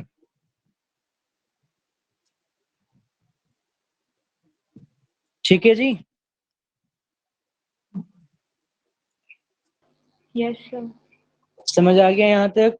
यहाँ तक कोई डाउट? Yes sir. ऑल दो आपके लिए रिवीजन थी, बस ये 2-3 चीजें थी जो लेटेस्ट पहले नहीं पढ़ी थी। कल मिलते हैं फिर अब 6 बजे। कल पढ़ेंगे अपना, पहले क्लासिकल खत्म करते हैं, इसी बहाने वो क्लास मेरे को रिकॉर्ड भी करनी है, तो वो रिकॉर्डिंग भी हो जाएगी क्लासिकल AS की। देन फिर मंडे के दिन अपना इको ट्रिक्स और माइक्रो तो सुबह है ही fix, Monday Wednesday Friday micro, and then Monday Wednesday Friday शाम की इको ट्रिक्स की क्लास, एंड उसके साथ आपका बाकी ट्यूसडे थर्सडे जो बैठता है हमारा, उसमें हम मैक्रो को चलाते रहेंगे साइमल्टेनियसली, ताकि 2-3 चीजें साइमल्टेनियसली चले, सो दैट आपका एरिया ऑफ कवरेज भी ज्यादा होता रहे। माइक्रो भी चल रही है साइमल्टेनियसली, इको ट्रिक्स भी चल रही है साइमल्टेनियसली, मैक्रो भी चल रही है साइमल्टेनियसली। इसी तरीके से सितंबर तक अगर ये 3 पार्ट भी 50% भी अगर खत्म हो गए तो बहुत अच्छी बात होगी। इंटरनेशनल खत्म कराने में टाइम नहीं लगेगा, और उसके साथ साथ एनवायरमेंटल के नोट्स लगभग तैयार हो गए हैं, तो वो मेरी कोशिश यही रहेगी ताकि मैं संडे तक आपको भी दे दूँ, ताकि आप एनवायरमेंटल का एटलीस्ट जो उसमें बेसिक बेसिक बातें हैं वो आप अपने दम पे पढ़ते रहो। जैसे green climate fund, climate change finance, उसमें 3-4 बातें हैं जो मेरे को बतानी है आपको। कमांड एंड कंट्रोल के बारे में बहुत इंपॉर्टेंट, हेडोनिक्स प्राइस क्या होता है बहुत इंपॉर्टेंट। आधा 1 घंटे का काम है एनवायरमेंटल की बेसिक बातें समझाना, बाकी तो सारा उसमें करंट अफेयर्स का काम आएगा। COP क्या था, ग्लासगो समिट, उसके बाद ये पेरिस एग्रीमेंट के ऊपर, देन अब जो लेटेस्ट होने वाला है उसके ऊपर 1-2 क्वेश्चन। सो उसी के ऊपर काम चल रहा है। 37 to 40 पेजेस के एनवायरमेंटल के नोट्स बन गए हैं, और अब मैं उसमें थोड़ा और ऐड ऑन करवा रहा हूँ, फिर एक ही बार आपको वो मिल जाएगी। ऐसे साइमल्टेनियसली ज्योग्राफी का भी लगभग काम खत्म है, तो पहले एनवायरमेंट मिल जाएगा, फिर ज्योग्राफी, देन उसके बाद फाइनेंशियल मार्केट। ये नोट्स का पैटर्न रहेगा। देन फिर आपका हिस्ट्री, हिस्ट्री के बाद फिर पॉलिटी, तो हिस्ट्री भी मिल गई आपको। पहले ज्योग्राफी ये मिल जाएगा, एनवायरमेंटल, एनवायरमेंटल के बाद पहले एनवायरमेंटल आएगा, एनवायरमेंटल के बाद ज्योग्राफी आएगा, ज्योग्राफी के बाद अपना फाइनेंशियल मार्केट आएगा, ताकि हर एक पेपर का एरिया कवर हो। जैसे ये पेपर नंबर 3 में है, ये GS का पार्ट, ये पेपर 2 का पार्ट, तो पेपर 2 में मैक्रो तो पढ़ ही रहे हो ऑलरेडी, साथ में फाइनेंशियल मार्केट भी चलती रहेगी। पेपर 3 में एनवायरमेंटल चलता रहेगा यहाँ से GS, और पेपर 1 में माइक्रो इको ट्रिक्स तो वैसे चलती रह रही है। देन फिर उसके बाद जैसे विकास सर एकदम थोड़ा नॉर्मल हो जाता है वो, तब मैं उसे कहूंगा भाई अगर आप पढ़ाने में आ रहे हो तो आ जाओ। फिर उसके बाद वो सैटरडे संडे MME और स्टैट्स ले लेगा। MME स्टैट्स में इतना टाइम नहीं लगेगा, हार्डली 10 या 15 क्लासेस सैटरडे संडे की मिला के 2-2 घंटे की, 15 क्लासेस मैक्स, 15 to 20, ज्यादा बोल दी 20 भी, 15 के आसपास है, 20 मैक्सिमम लगा लो। इसलिए तो आपका इतने में ये खत्म होगा, फिर वो MME और stats I guess by August end के आसपास वो शुरू कर देगा। फिर फिर उसके बाद हिस्ट्री के नोट्स, हिस्ट्री में क्योंकि 4 पार्ट है तो टुकड़ों में ही मिलेगा ये भी। पहले एंशियंट, फिर उसके बाद आपका कौन आता है वो मेडिवियल पीरियड, फिर मॉडर्न पीरियड, देन फिर पोस्ट इंडिपेंडेंस, देन उसके बाद फिर आपके पॉलिटी। तो सितंबर से लेके नवंबर ये बहुत इंपॉर्टेंट महीने हैं। इसी के फर्स्ट और सेकंड वीक के अंदर मेरे को मैक्रो खत्म करनी है, और इको ट्रिक्स खत्म करनी है बाय द 15 सितंबर और 20 सितंबर के आसपास।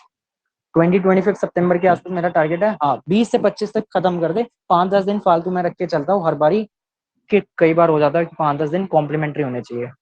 और फिर सितंबर एंड के बाद आपका इंटरनेशनल के बाद फिर उसके बाद वो ग्रोथ के बाद फिर आपका इंडियन इकोनॉमी, इंडियन इको के बाद फिर मैं उठाऊंगा पब्लिक फाइनेंस, या पहले पब्लिक फाइनेंस फिर उसके बाद ग्रोथ, जैसे भी वो रहेगा। और आपका ये सारा काम फिर साइमल्टेनियसली चलता रहेगा, ताकि जनवरी तक सिलेबस को मेरे को हर हाल में निपटा देना है, सो दैट फेब का महीना हमारे पास हो, मार्च का महीना हो, अप्रैल का महीना हो, 3 महीने होने चाहिए। मई को मैं काउंट ही नहीं करता, जून में अगर एग्जाम हो तो मई को तो वैसे ही हटा दो, मई तो पता ही नहीं चलेगा कब आया कब चला गया। तो 3 महीने हमारे पास कम से कम होने चाहिए। ठीक है जी, सर क्लियर हो गई ये इंग्लिश सारी के बातें? इंग्लिश हाँ, के सर इंग्लिश भी, आर्टिकल इंग्लिश भी चलेगी इसी में ही। इंग्लिश की बन गई है वो फाइल, इस वीक के एंड तक मिल जाना चाहिए। मतलब मैं भी वही पूछ रहा था आज शाम को ही, 40 पैराग्राफ्स हो गए हैं, और उसमें अपना आपका लगभग 30-35 ऐसे हो गए हैं, और एडिटिंग का भी उसमें काम हो चुका है, एडिटिंग एंड एरर के क्वेश्चंस आई गेस 150 या 200 क्वेश्चन एडिटिंग एंड एरर के ऊपर और ईडीएम्स के ऊपर बन गए हैं। तो वो भी अब सैटरडे संडे तक एक बार वो कंप्लीट हो जाए तब दे दूंगा, with all each and every finishing. मतलब रॉ मटेरियल उसका तैयार है, उसमें फिनिशिंग और ऑर्डर सेटिंग करना है, कौन चीज पहले आएगी कौन सी बाद में आएगी, क्या ऑर्डर रहेगा, ये सब। और गवर्नमेंट स्कीम्स के ऊपर भी काम हो चुका है, उसकी भी फिनिशिंग रह गई है। इसलिए तो 3 बंदे बिठा रखे हैं काम करने के लिए ये सब, ताकि वो ये प्रिंटिंग उरिंटिंग का एक टाइपिंग का काम खत्म करे। मैं उन्हें कंटेंट भेजता रहता हूँ, वो उधर टाइप टाइप खेलते रहते हैं। तो मिल इस वीक के एंड तक एटलीस्ट 1-2 फाइलें मिल जाए, इंग्लिश की और एनवायरमेंटल की तो श्योर हूं मैं मिल जानी चाहिए। संडे संडे है ना, हाँ इस वीक का मतलब ये नहीं कि संडे तो आ ही गया यार, कल बाय मंडे और ट्यूसडे, हाँ बाय मंडे ट्यूसडे खत्म हो जाएगी, मंडे ट्यूसडे तक मिल जाएगा ये। ठीक है जी। Okay sir. और कोई डाउट, कोई परेशानी?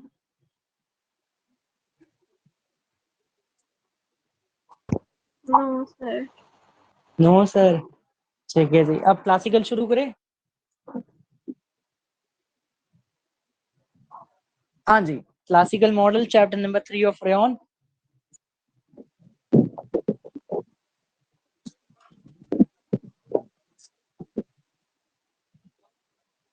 तो क्या था क्लासिकल, कैसे आए थे क्लासिकल इकोनॉमिक्स? कल कराना था। कल कराना था, अच्छा मैं भूल गया यार, मेरे को लगा अभी पढ़ाना है। चलो जी, कल शुरू करते हैं क्लासिकल मॉडल। 6 बजे मिलते हैं कल, और कल क्लासिकल खत्म करते हैं। ठीक है, ओके। ओके जी, bye bye, okay good sir, night. Bye. Okay, bye bye.